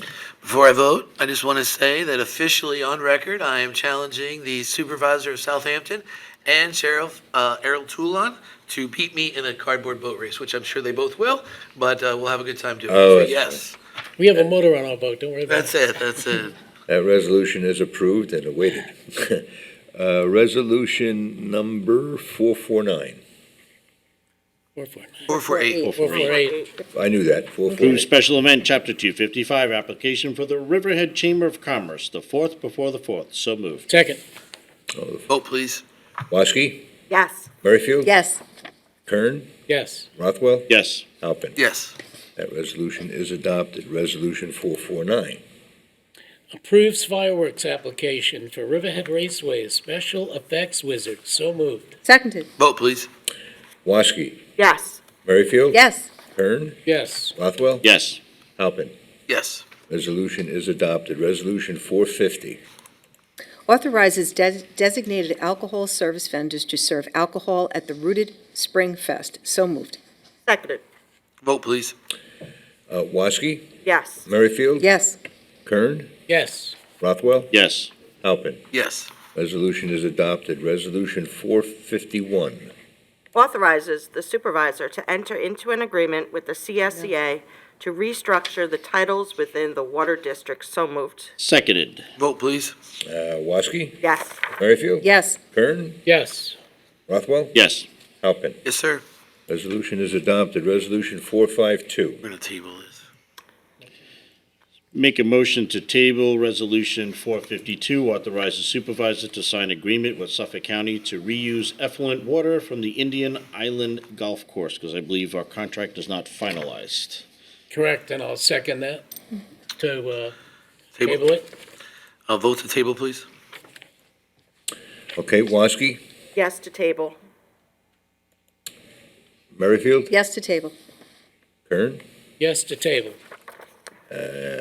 Rothwell? Yes to table. And Halpin. Yes, to table. That resolution is tabled. Okay, Resolution 453. Authorizes the supervisors to execute a license agreement with the East End Disability Associates, Inc.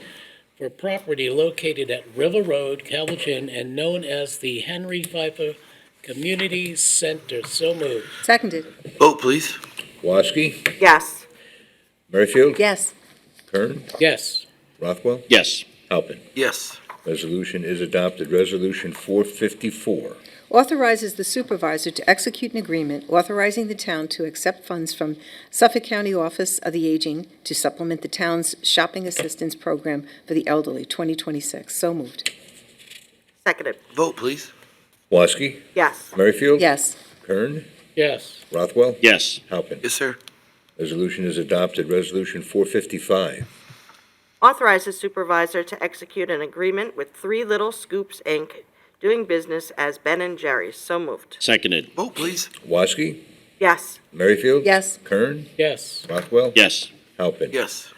Resolution is adopted. Resolution 456. Ratifies the authorization for the supervisor to execute a stipulation with an employee. So moved. Second. Vote, please. Woski? Yes. Merrifield? Yes. Kern? Yes. Rothwell? Yes. Halpin. Yes. Resolution is adopted. Resolution 457. Ratifies the authorization for the supervisor to execute stipulation with the CSCA Local 1000 AFSCME AFL-CIO Riverhead Unit of the Suffolk Local Number 852. So moved. Seconded. Vote, please. Woski? Yes. Merrifield? Yes. Kern? Yes. Rothwell? Yes. Halpin. Yes. Resolution is adopted. Resolution 458. Ratifies the authorization for the supervisor to sign a consultant professional services agreement with Elizabeth McAuliff. Cagley. McAuliff. Cagley. So moved. Seconded. Vote, please. Woski? Yes. Merrifield? Yes, and thank you. Kern? Yes. Rothwell, Yes. and Halpin. Yes, thank you for the CSEA. That's the one we just approved, and this one, both making that happen. Yes. Great. That resolution is adopted. Resolution number 459. Authorizes pursuit of Suffolk County Downtown Revitalization Round 24 funding for the beautification of Wading River Duck Pond. So moved. Seconded. Vote, please. Woski, Yes. Merrifield, Yes. Kern, Yes. Rothwell, Thank you very much to the Wading River Civic Association that is helping co-sponsor our application. And this is something very exciting. So, and thank you for the CDA working so hard on this. Yes. and Halpin. Yes, sir. The resolution is adopted. Resolution number 460. Awards bid for installation of water mains at 203 East Main Street, Riverhead Water District. So moved. Second. Vote, please.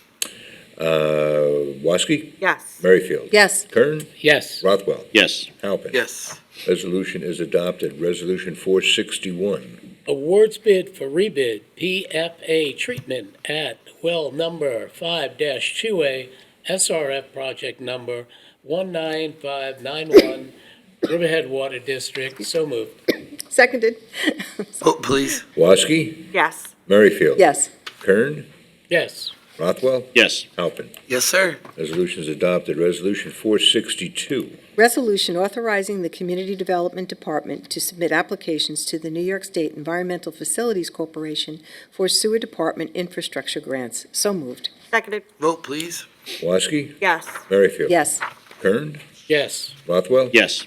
Halpin. Yes, sir. Resolution is adopted. Resolution 463.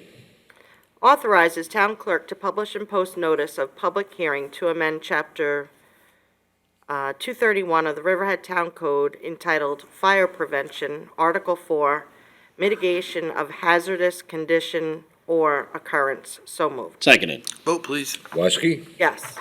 Merrifield, Yes. Kern, Yes.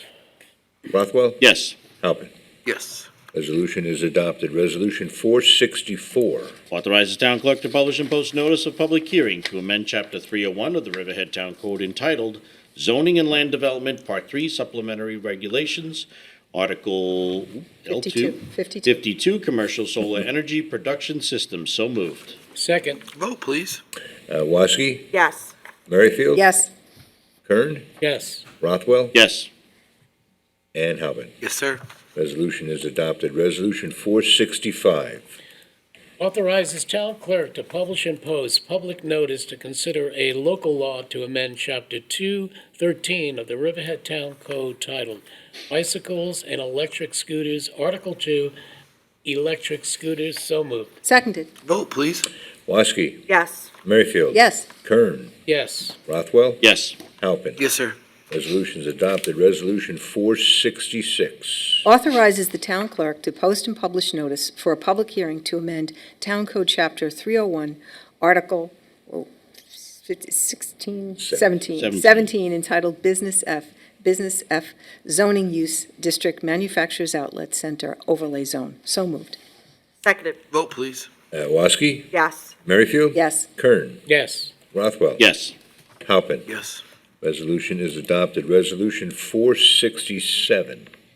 Schedules public hearing for the amended site plan application of Scotts Point. I'm sorry, I'm reading. Joanne, I didn't mean to cut you off. No, keep going. Go Keep ahead. going. Sorry. AKA Island Water Park, 5835 Middle Country Road, Calverton, New York, Suffolk County Tax Map Number 600, 135-1-7.4. So moved. Seconded. Vote, please. All right, let me change my move in second here. Okay. You take the next. Woski, Yes. Merrifield, Yes, for a public hearing. Kern, Yes. Rothwell, Yes. Halpin. Yes. That resolution has been adopted. Resolution number 468. You, Joanne. I'm not looking. I'm giving you back one. Just do it. Pay bills. So moved. Second. Vote, please. Now, who did all that? Okay. Woski, Yes. Merrifield. Yes. Kern, Yes. Rothwell. Yes. And Halpin. Yes, sir. That resolution is adopted. That concludes the resolutions for this meeting. This concludes our resolutions, as our town clerk just informed us, and so at this time, I'd like to open it up where you can comment on anything. You do have a 3-minute time limit, and we will be listening to understand. And so if we don't reply, please grasp that, and we do care about you, and we thank you for your comments. Please come to the podium, state your name and your hamlet, and please let us know if there's anyone online, if you could. I'll be very brief. It's been a long meeting and everything else. I want to commend you. I wrote a letter about the Farm Country Kitchen, the dark area. People come out at night, and you put up the watch out for pedestrian signs. That you're saving lives and everything else. More will be done, more will be done by you. But I want to compliment Great Rotary for putting the sign at the circle, promoting the flower sale to help the community. But I think we also should use it to promote public safety, set the message to everybody that drives around that circle, yield to pedestrians, and perhaps, our law enforcement does great enforcement. I see the sirens going, people getting tickets all the time. Maybe they should enforce people who don't yield to professionals driving, and because after all, we get behind the cars, we seem to get an empowerment, but they don't realize it's a deadly weapon. And people actually get mad at me and honk their horn when I see a pedestrian cross the street. It's a human life there. So please continue this, but also think of putting that sign around a circle, besides the flowers and everything else, going around, let ambulances go by and stuff like that. So I hope that can be done. Thank you. Thank you, Warren. One online? We'll just one more in our room, and then take that one online. And then tacos, right?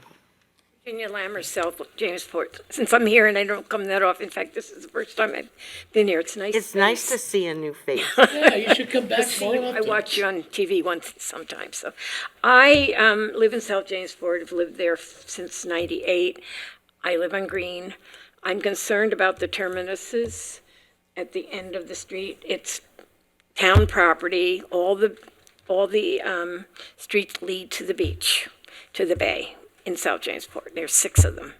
Green, Willow, Point, South Jamesport Avenue, Center, and West. Now, some of them are maintained and some are not. There is a little contention on the one in Center because one of the property owners planted things on there. I know because I've been here for a long time, and I wrote up one of those reports, never heard a thing. And it's been, I don't know how many years now, 15, 20. I just would like to see a little bit more maintenance of those accesses to the beach, because people do use them, and it's great because we don't have that much on the bay. Riverhead really doesn't when you think about it. We have the main one.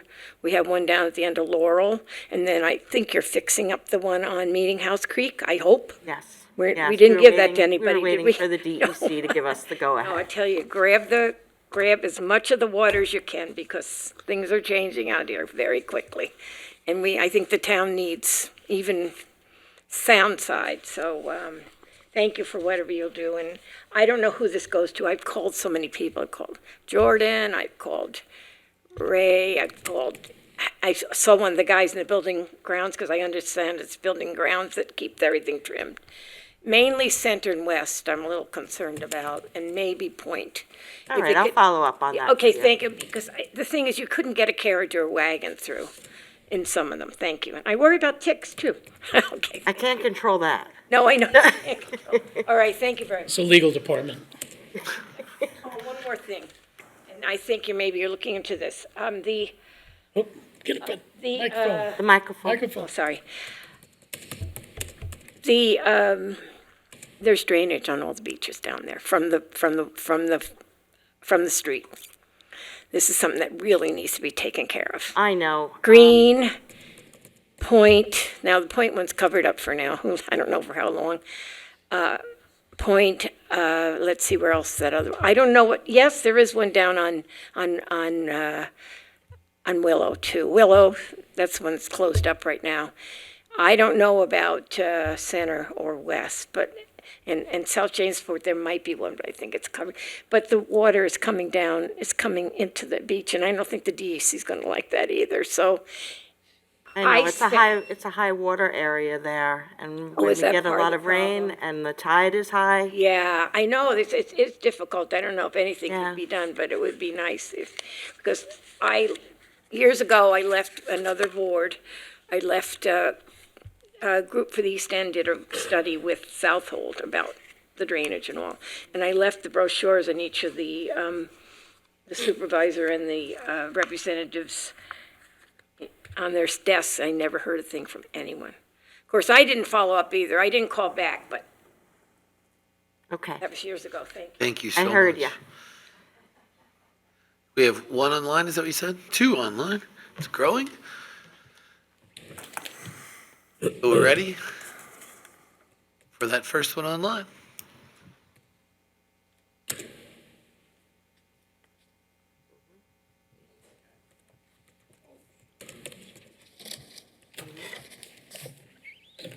Hello. Hi, Marty, we can hear you. Yes, sir. Hi, Martin Zenlewski, 215 Roanoke Avenue, Riverhead. I'm just following up with regard to a previous item that I brought up at the February 18th meeting. It was regarding Resolution 2026-193, which is when the town hired outside legal counsel for the Riverhead Water District, including their services to include impact fee analysis. I may have confused you because at that meeting, I noted that I had forwarded a package for you to refer to, which was goes back to the original adoption of impact fees as well as some state Supreme Court rulings.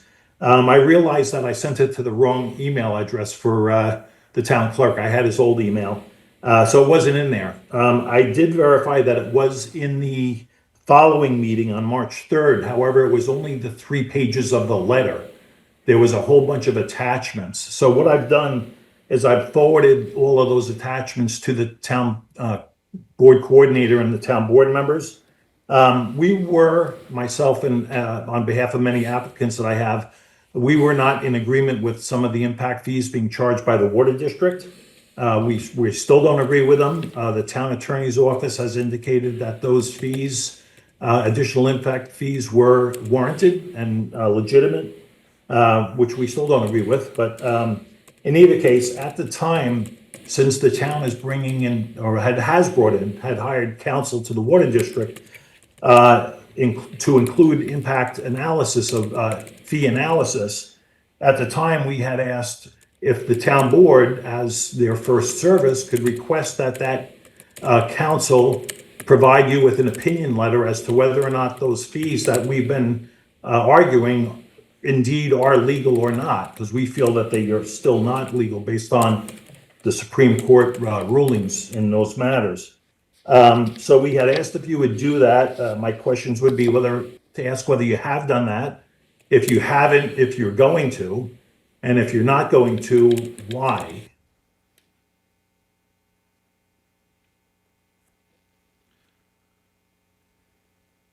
I think those are fair questions, and I believe we can write those down, or town, I don't know if you want to address any of those.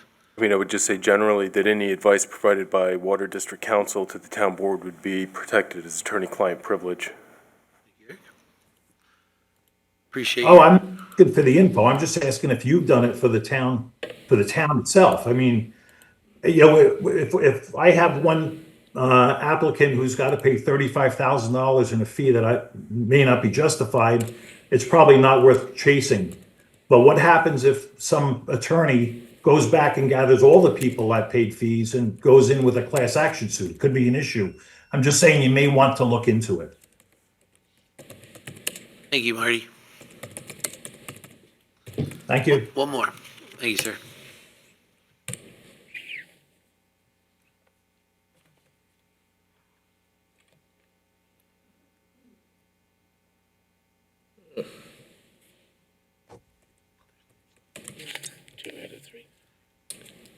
Yes, this is Ron Hariri of Aquabog.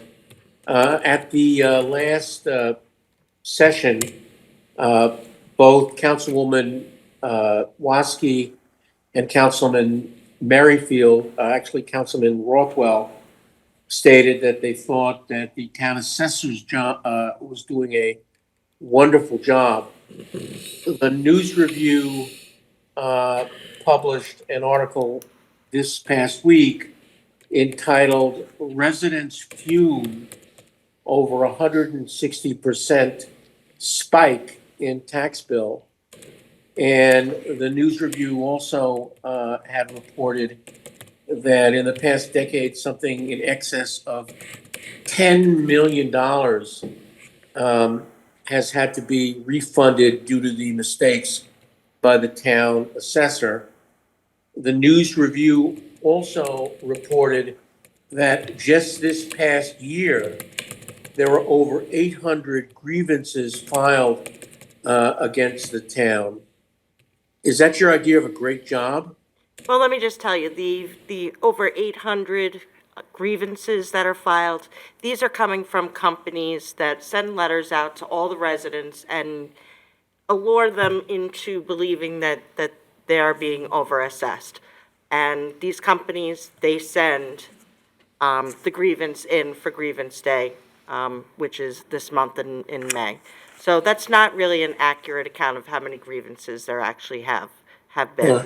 And we did address last week that we lost a lawsuit, that it was at the hands of a judge that decided that Friars Head shouldn't be paying the taxes that they were being assessed for. So that's out of our hands. That's out of the assessor's hands. Yeah, the judge actually found, and the appellate division, second department affirmed, that the golf course in question had been assessed at triple what it was really worth, based upon the assessor's improper methodology. My question is that when interviewed by the News Review, Assessor Tenenberg said that she had no idea what additional refunds may be required. I note there are multiple golf courses involved, and I don't know whether you mean these companies have lured taxpayers in our town when you've got an appellate division ruling against the town based upon its faulty methodology. But do any of you have any idea what the additional potential liability to the town will be based upon your assessor using the wrong methodology in her analysis of the values of these properties? Because again, I think a lot of speakers indicate they were taken by surprise by the substantial tax hike, which is particularly troubling now given $5 gasoline and $7 diesel charges. Have any of you investigated what potential exposure may lie ahead for us due to these mistakes? Mr. Harry, you're 30. I did give you an additional 30 seconds. I appreciate your comments and your time. Yeah, let me make a comment, sir. Well, when members of our community take the time out to address you, you would be well served as a graduate of Bible school in Kentucky with your church down from the junkyard of listening to us and perhaps learning something. Well, I always listen to understand. I appreciate you. Thank you for your comments, and I hope you have a wonderful week. So, thank you. Yes, ma'am. Good afternoon, Carrie Flanagan from Riverhead.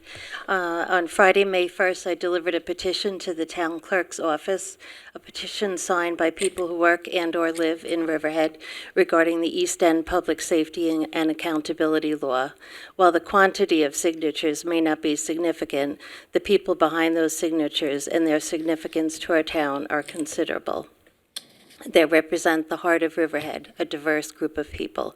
A 20-something-year-old working in a Main Street food establishment, an attorney who practices in a Riverhead law firm, a retired teacher who taught in Riverhead, a therapist for young children with disabilities, a business owner with an office in Riverhead, a retired federal employee, a parent of a 5-year-old, a former nurse from Southampton Hospital, a person who worked in the New York City school system, and a 62-year-old paralegal.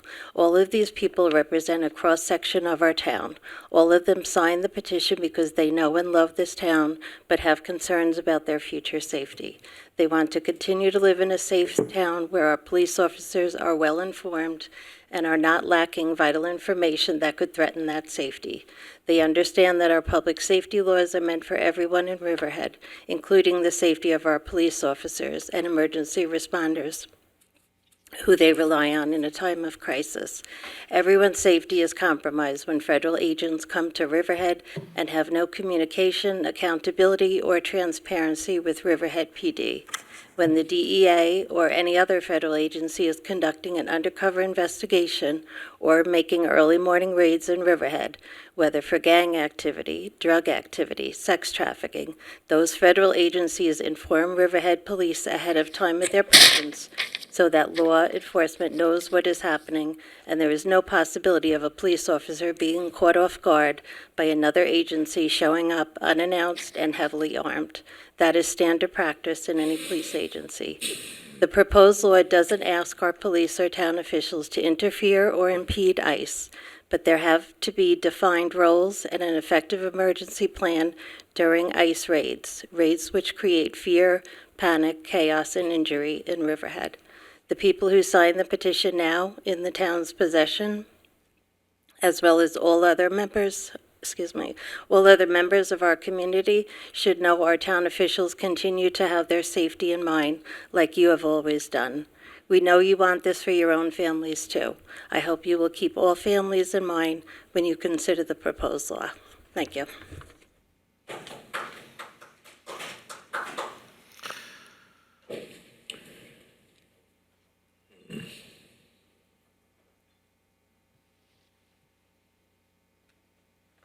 Good afternoon, Colin Tooker from Riverhead. Well, to date, I don't believe that the board has made an official statement about Ola's proposal. Several of you have said that you support ICE and that you want to keep our streets free of crime and free of criminals. So it appears that you see this as a law enforcement issue. And while I don't support ICE, I do agree that keeping criminals off our streets is a good thing. So let's talk about crime and law enforcement. And I wish the police officers that were here earlier were still here.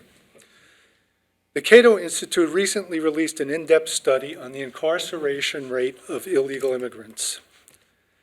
I can't begin to scratch the surface of it here, but the data clearly shows that immigrants, specifically illegal immigrants, commit crimes at a significantly lower rate than native-born Americans.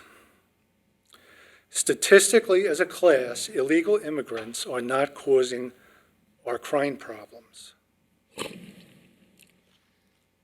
You are statistically more likely to find violent criminals by focusing on native-born Americans who have already shown a tendency to flout our local laws. And for this point, I will say that I'm glad the police officer's not here, but I will say you would be better off focusing on people like me who routinely drive 70 miles per hour on the Long Island Expressway. Because statistically, I am more likely to be a violent criminal than an immigrant from Guatemala who's overstayed his visa. This is reality according to the statistics. Immigrants as a class are not causing these problems. But even more relevant to you, the board, ICE has not been tasked with keeping Riverhead streets free of crime. Their job is to enforce immigration violations. Keeping our streets safe from criminals is the primary duty of the police officers who were here earlier. And if you as a board feel that those police officers in our police department are not adequately addressing local crime, assuming that ICE will do so is a dangerous mistake. I personally believe that our police department is capable and quite effective at dealing with local crime, and I trust that you do also. So this is not really a law enforcement issue that we're talking about. It's a public safety issue. It's a quality of life issue. Some 20% of Riverhead's population is made up of Latino immigrants. Many of them don't feel safe right now. Many are afraid. Since they are statistically less likely to commit crime in our town than you or I, their safety and well-being should be a town priority. Legislation like what is being proposed will make our town safer, primarily for our Latino residents. That's true, but also safer for you and for me and for everybody here. Mr. Tooker, I did give you an extra 30 seconds. I would ask that you honor that, so One thank more you. sentence. Because a town that ignores the safety and well-being of 20% of its population is quite simply not safe.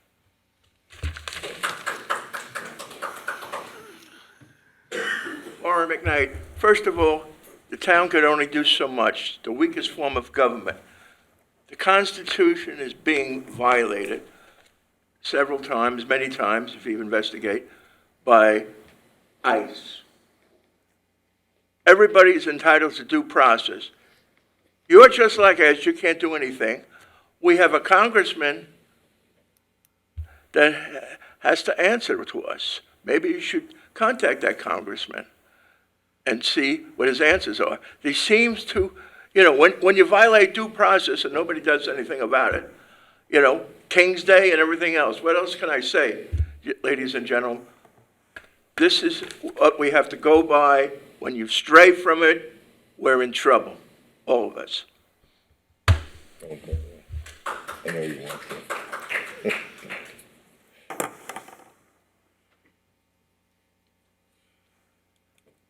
John McAuliff for Roanoke Landing. I'm afraid this is a theme that's going to continue to come up at board meetings. There is less of a sense of crisis right now because of the public reaction against the ICE raids and because there's a new Secretary of Homeland Security. But they have this immense budget. They're continuing to hire people. There's a sense, there's still a commitment from the president and from Stephen Miller of mass deportation and the fear of displacement behind that, so that we cannot be sure that we're not going to see a renewal of ICE raids on the East End. There's also, I think, underlying this a concern, maybe not in New York State, but in other states, that ICE may be used during the midterm elections to try to affect who's voting and what the results would be. So I think the ICE issue is still front and center for us. I sent you a letter today very late, but I would note that the East Hampton Town Council had a 9-minute hearing and adopted the resolution for all the legislation. It's online when my letter's published. Next cycle, people can get that link. The other thing I want to note is the issue of warehousing of the imprisonment of migrants. Some people call it concentration camps from the way they've operated in different places. In Holtzville, it's been rejected very strongly by the community. I don't know whether ICE is going to be looking for another location in Suffolk County. I hope that the board would find a way to make clear that it in no way would accept any kind of detention center within Riverhead. But so far, that's more theoretical than immediate.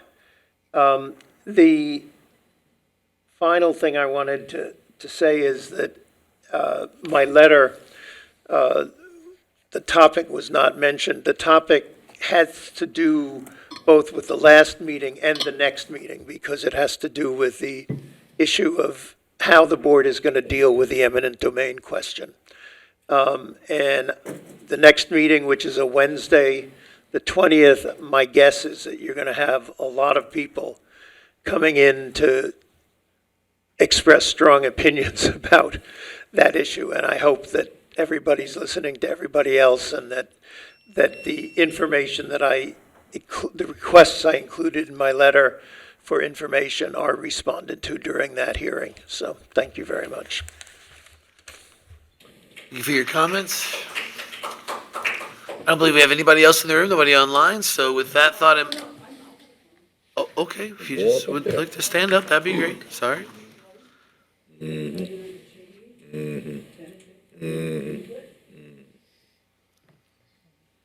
So, again, identifying myself, that's what every Riverhead Town employee should do. When I ask them who they are, they should be able to tell me who they are. So I'm Dawn Zabrowski from River Road. And given the evident communication lapses throughout Town Hall, I come before you today to share with you my most recent correspondence with the so-called Labor Management Committee. Whether or not the committee received said correspondence is, unsurprisingly, unclear. I'm going to share with you now the copy that I sent to Ms. Tucci. Dear Ms. Tucci, I recently had the pleasure of attending the April 7th Town Board meeting at which Highway Superintendent Zaleski, on behalf of the Labor Management Committee, awarded my next-door neighbor, Scott Vance, Riverhead Town Employee of the Year. I would like to congratulate you for selecting him. He is a kind, courteous, lovely man with a strong work ethic that contributes substantially to our neighborhood and this town, and exemplifies the sort of standard that all town employees should strive to uphold. I don't imagine that it has occurred to you that your effort to promote such standards with this sort of distinction is substantially undermined by your failure to record, review, and resolve reports of employee misconduct whenever and however such reports may be brought to your attention. The standards exemplified by Bucket Man and Ryan Nameless, and enabled by leadership at the Highway Department, substantially diminish all other municipal employees, but particularly those you might seek to distinguish. It has been made clear to me in correspondence from Ms. Hurley that your committee considers my standing to bring to your attention such misconduct to be non-existent. Would it surprise you that Mr. Howard, the town attorney, in written correspondence dated March 16th, 2026, invited me to call him if I had any questions to discuss the matter further, and that when I did so, not only did he not take my call, he failed to bother to return it. This non-existence of mine is beginning to give me a complex. At any rate, I have some concern that the obvious issues related to the promotion of harmony, communication, and productivity, detailed in my September 2nd, 2025 complaint, may have no small direct connection to there being no discernible representation from the Highway Department on the Labor Management Committee. This despite the presence of representation from other significant departments across the municipality, including 2 from the Sewer Department, as well as a CSEA official not found in regional or state directories. So I would appreciate some clarification of this point at your earliest convenience, despite my rather troubling non-existence. Thanks kindly for your attention, however scant, to this inquiry. Respectfully, Dawn Zabrowski. FYI, unlike the mystery president listed as serving on the so-called Labor Management Committee, the actual president of the CSEA is a woman named Mary E. Sullivan, who claims to be very sorry for the trouble I have been having with Riverhead Town. And I just wanted to make one other point for Denise Merrifield, who says that deportation is not discrimination. In fact, deportation without due process is the definition of discrimination. It is a civil rights violation, and I thought you, with your legal background, would know better. So we appreciate so much that's happened today throughout our town. And don't forget, we started this meeting off with such a great announcement of adding a new police officer. We had so many great things to happen throughout our meeting today. And don't forget today's Cinco de Mayo, and call your mother. May I have a first and second to close our meeting? So moved. Seconded. All in favor? Aye. Aye. See you next week.